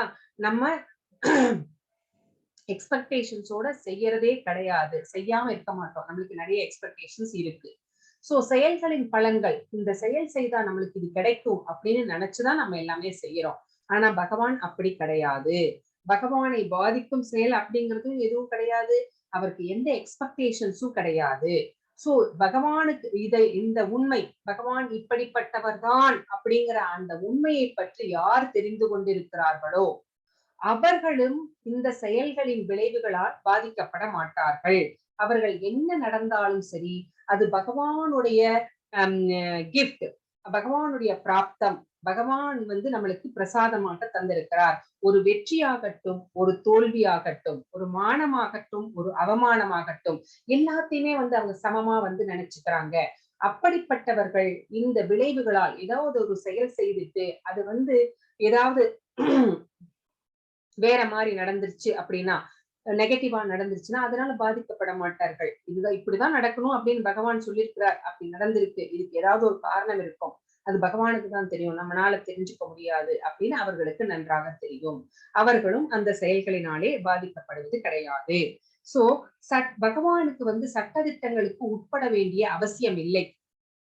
பௌதிக படைப்பிற்கு காரணமே பகவான் தான். சோ தேவர்கள், மனிதர்கள், மிருகங்கள் தத்தம் நல்ல நம்ம என்னென்ன செயல்கள் முன்னாடி செஞ்சிருக்கிறோமோ அந்த செயல்களுக்கு ஏற்பவே நம்ம இப்போ இன்ப துன்பங்களை அனுபவித்துக் கொண்டிருக்கிறோம். சோ இந்த செயல்கள் செய்வதற்கான வசதிகளை மட்டும்தான் பகவான் ஏற்படுத்தி கொடுக்கிறார். அந்த செயல்களுக்கு பகவான் பொறுப்பாளி கிடையாது, நம்ம தான் பொறுப்பாளி. சோ இது நம்ம அதனால நம்ம செயல்கள் செய்து செய்து செய்து பாவ புண்ணிய பலன்களை தேடிக்கொள்கிறோம். அதனால இந்த பௌதிக உலகிலே கட்டுண்டவர்களாக, கண்டிஷன் சோல்ஸாக நம்ம இருக்கிறோம். ஹரே கிருஷ்ணா.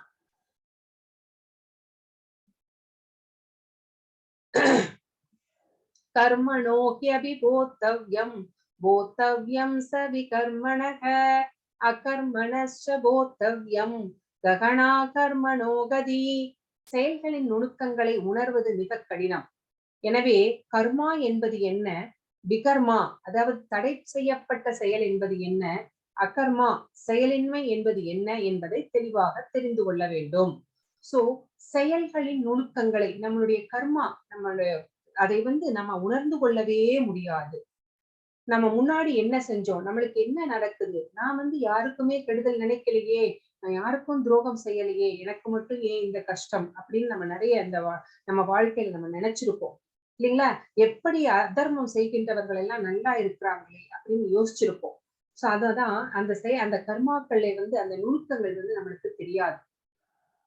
சோ கர்மா அப்படிங்கிறது என்ன அப்படின்னா செயல் அப்படிங்கிறது நம்மளுக்கு தெரியும் ஆல்ரெடி. அப்போ விகர்மா அப்படிங்கிறது என்ன அப்படின்னா தடை செய்யப்பட்ட செயல். சாஸ்திரங்கள் ஒரு லிஸ்ட் கொடுத்திருக்கு, இதையெல்லாம் செய்யக்கூடாது அப்படின்னு சொல்லு. அது எல்லாமே விகர்மா அப்படின்னு சொல்லு. அகர்மா அப்படிங்கிறது என்ன அப்படின்னா அந்த செயல் செய்வதன் மூலமாக நம்மளுக்கு புண்ணியமும் வரக்கூடாது, பாவமும் வரக்கூடாது. அப்படிப்பட்ட செயல்கள் தான் அகர்மா அப்படின்னு சொல்லப்படுகிறது. அந்த அகர்மாவை செயலின்மை அப்படின்னு கூட சொல்லலாம். இப்போ கர்மா அப்படிங்கிறது செயல்னு தெரிஞ்சுக்கிட்டோம், விக்ரமா அப்படிங்கிறது தடை செய்யப்பட்ட செயல் அப்படின்னு தெரிஞ்சுக்கிட்டோம். ஃபார் எக்ஸாம்பிள் நம்ம மது அருந்தக்கூடாது, புகைப்பிடிக்க கூடாது, மாமிசம் சாப்பிடக்கூடாது அப்படிங்கிறதெல்லாம் நம்மளுடைய வேதங்கள்ல சொல்லப்பட்டிருக்கிறது இல்லைங்களா? சோ அடுத்தவர்களுடைய சொத்துக்கு, அடுத்தவர்களுடைய மனைவியை பார்த்து ஆசைப்படக்கூடாது, இப்படி ஒரு பெரிய லிஸ்டே இருக்கு இல்லைங்களா? சோ அந்த மாதிரி தடை செய்யப்பட்ட செயல்கள் அப்படிங்கிறது இருக்கு, அதை செய்யக்கூடாது. அகர்மா அப்படிங்கிறது செயலின்மை. ஏன் புண்ணியம் வரக்கூடாது அப்படின்னு நான் உங்களுக்கு முந்தா சொன்னேன்னு நினைக்கிறேன், நேத்துதான். சோ நம்ம புண்ணியம் சம்பாதித்து விட்டால் அந்த புண்ணியத்தை அனுபவிக்கிறதுக்காக நம்ம மறுபடியும் பிறவி எடுக்க வேண்டும். நமக்கு இந்த பிறவியே வேண்டாம் அப்படின்னு நினைக்கிறவங்க அகர்மா செய்ய வேண்டும். அந்த அகர்மானால புண்ணியமும் வராது, பாவமும் வராது. அது எப்படி செய்வது அப்படின்னு கேட்டா, எஸ் எஸ் எஸ் மாதாஜி, நான் சொல்றேன். அகர்மா அப்படிங்கிறது எப்படி செய்யணும் அப்படின்னா, எந்த செயல்கள் செய்தாலுமே நம்ம செயல்கள் செய்கின்றோம். நம்ம இப்போ ஒரு ஹாஸ்பிட்டல் கட்டுறோம். அந்த ஹாஸ்பிட்டல் வந்து பொதுமக்களுடைய உபயோகத்திற்காக அப்படின்னு நினைக்கிறோம். அப்போ நான் செய்தேன், நான் தான் கர்த்தா அப்படின்னு நினைக்க கூடாது. நம்ம வந்து பகவானுடைய சர்வெண்ட். பகவானுடைய ஆணையின்படி நம்ம இந்த ஹாஸ்பிட்டல கட்டுறோம். பகவானுடைய ஆணையின்படி இதை வந்து பொதுமக்களுக்கு அர்ப்பணிக்கிறோம். பகவானே நான் உன்னுடைய சர்வெண்ட். நீ சொல்ற கட்டளைகளை ஏற்று நான் இதை வந்து செய்கின்றேன். நான் ஒரு கருவி மட்டுமே. எனக்கு இந்த ப்ரொப்ரைட்டர்ஷிப் வேண்டாம், ஓனர்ஷிப் வேண்டாம். இது எல்லாத்துக்குமே ஓனர் நீதான் அப்படிங்கிற அந்த பாவத்தோட செய்தோம் அப்படின்னா நாம் அகர்மா செய்கின்றோம். இல்ல இத நம்ம செஞ்சுட்டு இந்த புண்ணிய பலன்கள் எல்லாம் எனக்கு வேண்டும் அப்படின்னு நினைச்சோம்னா நம்ம மறுபிறவியில் மாட்டிக்கொள்வோம். சோ ஒரு அன்னதானம் செய்கின்றோம், ஒரு கோயிலுக்கு வந்து கோயில் கட்டுவதற்கு நிர்மாணத்திற்கு நாம வந்து ஏதாவது நம்ம பொருளுதவி செய்கின்றோம். என்ன நல்ல செயல்கள் செய்தாலும் சரி, என்ன செய்தாலும் சரி, எந்த செயல்கள் செய்தாலும் சரி, அதை பகவானுக்கு அர்ப்பணித்து விட்டால், பகவானே நீ சொல்றதுனால நான் செய்யறேன், உன்னுடைய கட்டளையின்படி நான் நடக்கிறேன், நான் உன்னோட கருவி, ஐ எம் அ டூல் அப்படின்னு நினைச்சுக்கிட்டு சர்வம் கிருஷ்ணார்ப்பணம் அப்படின்னு சொல்லி செஞ்சுட்டோம் அப்படின்னா அந்த பாவமும் புண்ணியமும் நம்மை வந்து சேராது. இது எப்படி செயலின்மை அப்படின்னு சொல்றாங்க அப்படின்னு கேட்டா, இப்போ நீங்க எல்லாம் சும்மா உட்கார்ந்து இருக்கீங்க, கரெக்ட் தானே? சும்மா தானே உட்கார்ந்து இருக்கீங்க. நம்ம சும்மா உட்கார்ந்து இருக்கிறோம். சோ நீங்க சும்மா உட்கார்ந்து இருக்கிறீங்களான்னு கேட்டா எஸ்ன்னு தான் நானும் சொல்லியிருப்பேன் பகவத்கீதை படிக்கிறதுக்கு முன்னாடி. ஆனா இப்போ நம்ம என்ன பண்ணிட்டு இருக்கோம் அப்படின்னா, நீங்கள் சிரவணம் பண்ணி கொண்டிருக்கிறீர்கள், கேட்டுக்கொண்டிருக்கிறீர்கள், பகவானை பற்றிய செய்தியை வந்து கேட்டுக்கொண்டிருக்கிறீர்கள். சோ பக்தியில் திளைத்துக் கொண்டிருக்கிறீர்கள். நீங்க சும்மா இருக்கிற மாதிரிதான் இருக்கும், ஆனாலும் சிரவணம் பண்ணி கொண்டிருக்கிறீர்கள். சோ கேட்டுக்கொண்டிருக்கிறீர்கள். சோ இததான் வந்து செயலின்மை, பக்தியில் திளைத்துக் கொண்டிருக்கிறீர்கள். சோ இதுதான் வந்து அகர்மா அப்படின்னு சொல்லப்படுகிறது. பகவானுடைய விஷயங்களை வந்து கேட்டுக்கொண்டிரு சிரவணம். நம்ம பக்தியினுடைய முதல் படி என்ன, முக்கியமான படி, முதல் படி முக்கியமான படி என்ன அப்படின்னா கேட்பது, சிரவணம். சோ அதுதான் இந்த சிரவணத்தினாலேயே வந்து பக்தியை வளர்த்துக் கொள்ளலாம். பகவானை பற்றி வேதத்திலே படிக்கணும், அதுல படிக்கணும், ஸ்கிரிப்சர்ஸ் படிக்கணும், உபனிஷத் படிக்கணும் அப்படின்னா நம்மளுக்கு அதெல்லாம் படிக்க தெரியாது. ஏன்னா எல்லாமே வந்து வேற பாஷையில இருக்கு இல்லைங்களா? சோ அதை வந்து படிச்சாலும் புரிந்து கொள்ளக்கூடிய சக்தி நமக்கு கிடையாது. அதுக்காக தான் இந்த இஸ்கான் வந்து இந்த மாதிரி ஃப்ரீ கிளாஸஸ் எல்லாம் நிறைய ஆரம்பிச்சிருக்காங்க. ஏதோ நம்மளுக்கு கொஞ்சமாவது தெரிஞ்சுக்கட்டுமே அப்படின்னு சொல்லிட்டு. சோ நம்ம தனியா போய் படிச்சோம் அப்படின்னா இதை பத்தி தெரிஞ்சுக்க முடியாது. சோ இந்த சிரவணம் கேட்பதன் மூலமாகவே எப்படி பிரகலாத மகாராஜா தன்னுடைய தாயினுடைய கர்ப்பத்தில் இருக்கும் போது நாரத முனி வந்து அந்த அம்மாவுக்கு, அவருடைய அம்மாவுக்கு வந்து பகவான் நாராயணரை பத்தி வந்து நிறைய விஷயங்களை பற்றி பேசுகிறார், அவரை பற்றி சொல்கிறார். அதை கருவில் இருந்த பிரகலாத மகாராஜா கேட்டு அசுர குலத்திலே பிறந்திருந்தாலும் நாராயணர் மீது பக்தியை வந்து அவர் வந்து வளர்த்துக் கொள்கிறார். சோ கேட்பதனுடைய பலன் இப்ப புரிஞ்சிருக்கும்னு நினைக்கிறேன். அகர்மா அப்படிங்கிறது என்ன, அது எப்படி வந்து செயலின்மைக்கு ஒப்பிடப்படுகிறது அப்படிங்கிறது.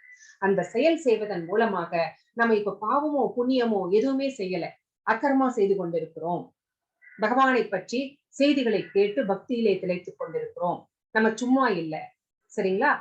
அதுதான் அகர்மா என்று சொல்லப்படுகிறது. ஹரே கிருஷ்ணா.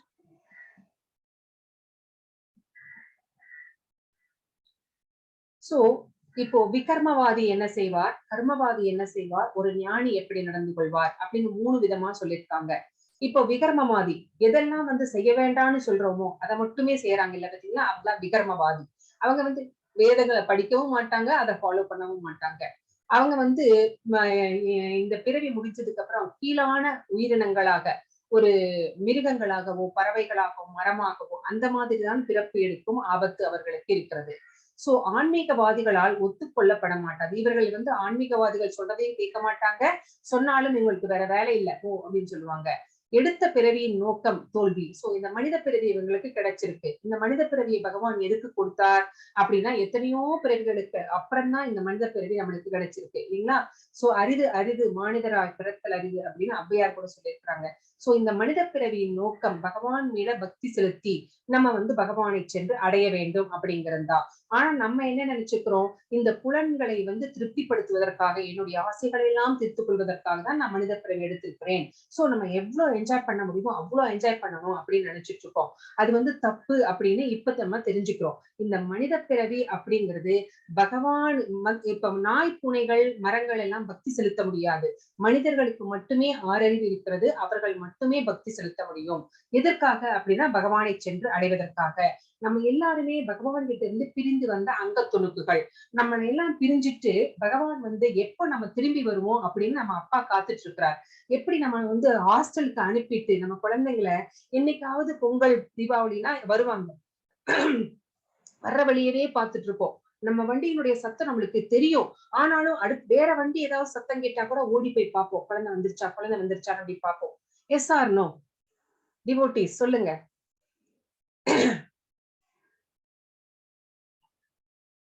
எஸ் இல்லைங்களா? ஹாஸ்டலுக்கு அனுப்பின குழந்தை எப்ப வரும் எப்ப வரும் அப்படின்னு பார்த்துட்டு இருப்போம். சோ அந்த மாதிரிதான் நம்மளை எல்லாம் இங்க அனுப்பிட்டு நம்மளுடைய நான் அனுபவிக்கணும். Yes Mataji, thank you. நாம அனுபவிக்கணும் அப்படிங்கிற ஆசைப்பட்டனால நம்மளுக்கு எல்லாம் ஒரு பிறவியை கொடுத்து பகவான் அனுப்பிட்டாரு. சரி நீ ஆசைப்பட்ட இல்ல போய் அனுபவிச்சுட்டு வா அப்படின்னு சொல்லி அனுப்பிச்சுட்டாரு. நம்ம வந்து இங்க வந்து என்ன பண்ணிட்டோம், அவரை மறந்துட்டோம். அவரை மறந்ததினாலே நம்ம வந்து இந்த புலனின்பத்திலே சிக்கிக்கொண்டு இதுதான் நம்மளுடைய வாழ்க்கை அப்படின்னு இக்னரன்ஸ்ல இருக்கிறோம், அறியாமையில இருக்கிறோம். மாயை நம்மளுடைய அறிவை வந்து கவர்ந்து கொண்டு போய்விட்டது. சோ இந்த மாயையிலே மாட்டிக்கொண்டு நம்ம வந்து கொஞ்சோண்டு இன்பம் கிடைக்கிறது. ஓ இந்த இன்பம் நிலைத்திருக்கும் நினைச்சுக்கிறோம். அப்புறம் துன்பம் வருகிறது. சோ இந்த இன்பம் துன்பத்திலேயே வந்து நம்ம மாட்டிக்கொண்டிருக்கிறோம். பிறவிகள் பல எடுக்கிறோம். ஆனா இது நம்முடைய பிறவியின் நோக்கம் அல்ல. மனித பிறவியின் நோக்கம் அல்ல. மனித பிறவியின் நோக்கம் பகவானை சென்று அடைவது. நம்முடைய தந்தையான பகவானிடம் சென்று அடைவதுதான் இந்த பிறவியின் நோக்கம். இப்போ இவங்க வந்து இந்த பிறவியின் நோக்கம் வந்து இவர்களுக்கு தோல்வியாக முடிந்தது. ஏன்னா இவங்க மறுபடியும் பிறப்பெடுப்பார்கள், கீழான பிறவி எடுப்பார்கள். அந்த பிறவியிலே பக்தி செய்யும் வாய்ப்பு அவங்களுக்கு கிடைப்பது அப்படிங்கிறது அரிது. இப்போ ஒரு கர்மவாதி எடுத்துக்கோங்க. அவர்கள் பக்தி உள்ளவர்களாக இருக்கிறார்கள். வேதங்கள் என்ன சொல்கிறதோ அதையெல்லாம் பின்பற்றுகிறார்கள். ஸ்வர்க்கம் மற்றும் உபதேவதைகளின் உலகத்தை அடைகிறார்கள்.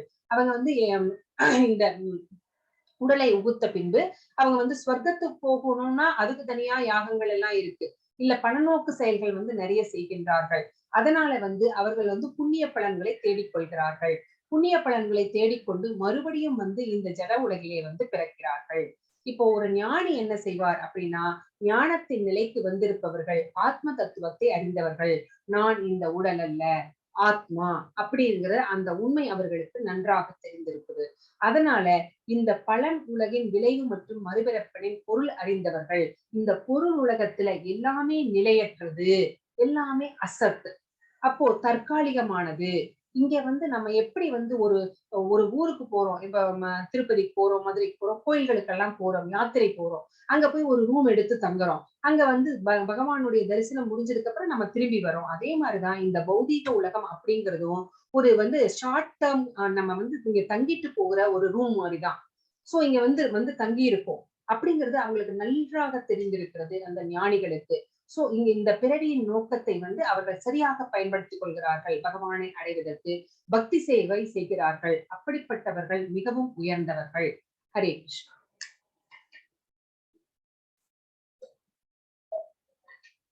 ஹரே கிருஷ்ணா பிரபு. இப்போ அகர்மா அப்படிங்கிறதுக்கு இன்னும் நல்லா பகவான் வந்து விளக்கம் சொல்றாரு. கர்மண்யய கர்மய பஷ்யேத் அகர்மணி ச கர்மயக சபுத்திமான் மனுஷ்யேஷு சயுக்த கிருஷ்ண கர்ம கிருத். கர்மாவில் அகர்மாவையும் அகர்மாவில் கர்மாவையும் காண்பவனே மனிதரில் அறிவுடையவன். எல்லாவித செயல்களில் ஈடுபட்டிருந்தாலும் அவன் உன்னத நிலையில் நிலை பெற்று உள்ளான் அப்படின்னு இங்கே வந்து பகவான் வந்து நம்மளுக்கு சொல்றார். அகர்மா அப்படின்னா பலன்கள் இன்றி செயல்படுதல். கிருஷ்ண உணர்வுல இருக்கிறவர்கள் கிருஷ்ணருக்காகவே செயல்படுவார்கள் இல்லைங்களா? சோ அவருக்கு என்ன திருப்தியோ அவரை திருப்திப்படுத்துவதற்காக வந்து அவர்கள் வந்து செய்கின்றார்கள்.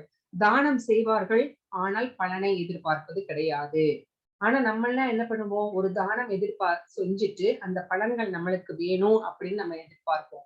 இந்த புண்ணிய பலன்கள் வந்து எனக்கு புண்ணியம் கிடைக்கும், இந்த தானம் பண்ணா எனக்கு புண்ணியம் கிடைக்கும் அப்படின்னு தான் நம்ம செய்வோம்.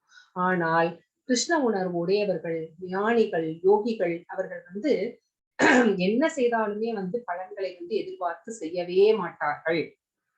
அதுதான் வந்து அகர்மா. சர்வம் கிருஷ்ணார்ப்பணம் அப்படின்னு சொல்லிடுவாங்க. சோ செயலின்மை அப்படின்னா நம்ம எந்த செயல்கள் செய்யலைன்னா கூட நம்முடைய மனம் வந்து இப்ப சும்மாதான் உட்கார்ந்திருக்கோம். ஆனா நம்மளுடைய மனம் பக்தியில் திளைத்துக் கொண்டிருக்கிறது. அவரை பற்றி கேட்டுக் கொண்டிருக்கிறது. அதுதான் வந்து சிரவணம் பண்ணி கொண்டிருக்கிறோம். அதுதான் வந்து அகர்மாவில் கர்மா. அகர்மாவில் கர்மா அப்படின்னு சொல்லப்படுகிறது. இதனால என்ன நடக்கும் அப்படின்னு கேட்டா, அகர்மா செய்யறதுனால நம்ம என்ன நடக்கும் அப்படின்னா, செயல்களின் விளைவுகளில் இருந்து தப்பித்துக் கொள்ளலாம்.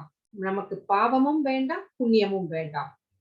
எல்லாமே பகவான் கிட்ட நம்ம அர்ப்பணிச்சிடுறோம். பகவான் சர்வம் கிருஷ்ணார்ப்பணம்னு சொல்லி செய்யறோம் இல்லைங்களா? எல்லாமே வந்து பகவானையே சென்று சேர்ந்து விடும். அந்த விளைவுகளில் இருந்து நாம் வந்து தப்பித்துக் கொள்கிறோம். சோ கிருஷ்ணருக்காகவே செயல்பட்டால், அகர்மா செஞ்சா நம்ம வந்து இந்த விளைவுகளில் இருந்து தப்பித்துக் கொள்ளலாம். ஹரே கிருஷ்ணா. तत्वित्ति प्रणिपादेन परिप्रश्नेन सेवया உபதேசியந்தி ஞானம் ஞானினஸ்தத்வதர்ஷினக. ஆன்மீக குருவை அணுகி உண்மையை அறிய முயற்சி செய். அடக்கத்துடன் அவரிடம் கேள்விகள் கேட்டு அவருக்கு தொண்டு செய். உண்மையை கண்டவர்களான தன்னுணர்வு பெற்ற ஆத்மாக்கள் உனக்கு ஞானத்தை அளிக்க முடியும். சோ தத்வித்தி பிரணிபாதேன பரிப்பிரஷ்னேன சேவையா. இந்த ஸ்லோகம் நமக்கு என்ன சொல்கிறது அப்படின்னா, ஒரு குழந்தை பிறந்த உடனே அதுக்கு அம்மா யார் அப்படின்னு யாரும் சொல்ல தேவையில்லை. அதுக்கே தெரிஞ்சிடும் இல்லைங்களா? கண்ணுக்குட்டி 1000 பசுக்கள் இருந்தாலும் தன்னுடைய அம்மாவை கரெக்டா கண்டுபிடிச்சிடும்.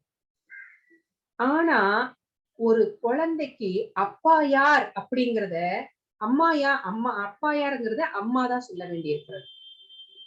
சோ அம்மா தான் வந்து ஃபர்ஸ்ட் டீச்சர். அதுக்கப்புறம் வந்து 5 வயசு வரைக்கும், அதுக்கப்புறம் வந்து ஒரு 15 வயசு வரைக்கும் அப்பா தான் வந்து எல்லாமே சொல்லி தருவார். இப்படி செய், இப்படி நடந்துக்கோ, இதை செய்யாத, இது வேண்டாம், இது நல்லது, இது கெட்டது அப்படின்ட்டு. அதுக்கப்புறமா அந்த குழந்தைகளை வந்து ஒரு குருவிடம் நம்ம வந்து ஒப்படைச்சிருக்கோம்.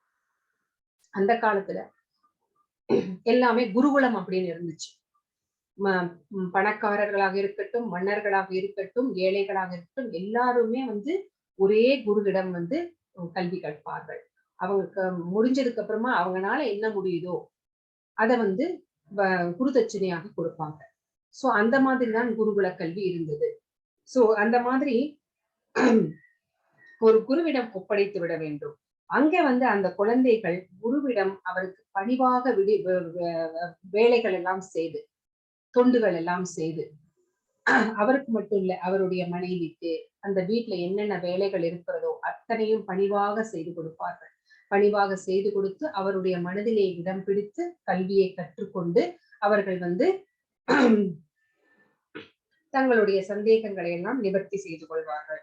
சோ அதை விடுத்துட்டு நம்ம வந்து அவருக்கு எவ்வளவு தெரியும், அந்த குருவுக்கு எவ்வளவு தெரியும் அப்படின்ட்டு நம்ம வந்து இதுவா வந்து ஒரு குருவை வந்து டெஸ்ட் பண்றதுக்காக வந்து கேள்விகள் எல்லாம் கேட்கக்கூடாது.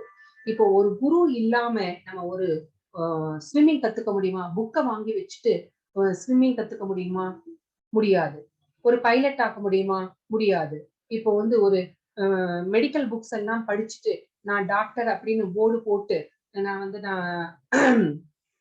நான் என்னுடைய தொழிலை ஆரம்பிச்சா யாராவது என்கிட்ட வந்து வருவாங்களா? என்ன டாக்டர்னு ஒத்துக்குவாங்களா? ஒத்துக்க மாட்டாங்க. சோ அப்ப என்ன பண்ணணும் அப்படின்னா, கல்வி, அதுவும் குருவிடம் கற்றுக்கொள்ள வேண்டும். அதுவும் பணிவு இருக்க வேண்டும். அதுதான் வந்து இந்த ஸ்லோகம் வந்து நம்மளுக்கு சொல்கிறது. தத்வித்தி பிரணிபாதேன பரிப்பிரஸ்னேன சேவையா உபதேசியந்தே ஞானம் ஞானினஸ்தத்வ தர்ஷினக. சோ ஒரு குருவிடம் பணிவாக அடைக்கலம் அடைந்து அவருக்கு பணிவிடைகள் செய்து நாம் வந்து நம்முடைய அறிவை விருத்தி செய்து கொள்ள வேண்டும். அந்த உண்மையை கண்டவர்கள், அவங்க வந்து பகவானை வந்து தன்னுணர்விலே கண்டவர்கள், அவர்களோட தெய்வீகமான நிலையிலே இருக்கிறார்கள். நம்ம என்ன நினைக்கிறோம் அப்படிங்கிறது கூட அந்த குருமார்களுக்கு தெரியும். சோ அப்படிப்பட்டவர்கள் ஒவ்வொருத்தரும் ஒவ்வொரு மாதிரி இருக்கிறதுனால, நம்மளுடைய விரல்கள் 5ம் வேற வேற மாதிரி இருக்கிறதுனால, நம்மளுடைய தன்னுடைய மாணவர்களுக்கும் எந்தெந்த வழியில கத்துத் தரணும் அப்படிங்கிறது அவங்களுக்கு தெரியும். அந்த மாதிரி அந்த குழந்தையுடைய சுபாவத்துக்கு ஏற்ப அவர்கள் கல்வியை கற்றுத் தருவார்கள். சோ இங்க பாருங்க, இது பகவான் கிருஷ்ணரும் பலராமரும் அவருடைய குருவான சாந்திபணி முனிவரிடம் ரொம்ப அடக்கமா உட்கார்ந்து அவர் சொல்றது எல்லாம் ரொம்ப கேட்டுக்கிட்டு இருக்காங்க. சோ அதுதான் இந்த பிக்சர்ல நம்ம பார்க்கிறோம். ஹரே கிருஷ்ணா.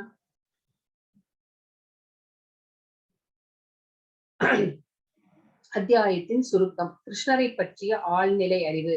கிருஷ்ணருடைய அந்த பிறப்பின் விசேஷத்தன்மை என்ன, ஏன் பிறக்கிறார், எவ்வாறு பிறக்கிறார், கிருஷ்ணரை அறிந்து கொள்வதனால என்ன நன்மை அப்படிங்கறதெல்லாம் நம்ம பார்த்தோம். கிருஷ்ணர் தான் எல்லா பாதைகளின் குறிக்கோள். அந்த 4 சம்பிரதாயங்கள், அந்த 4 சம்பிரதாயத்தின் குறிக்கோளுமே பகவானை சென்று அடைவதுதான் அப்படிங்கிறது நம்ம பார்த்தோம்.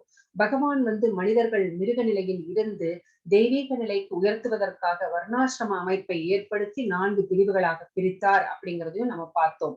கர்மயோகா அப்படின்னா என்னன்னு பார்த்தோம்.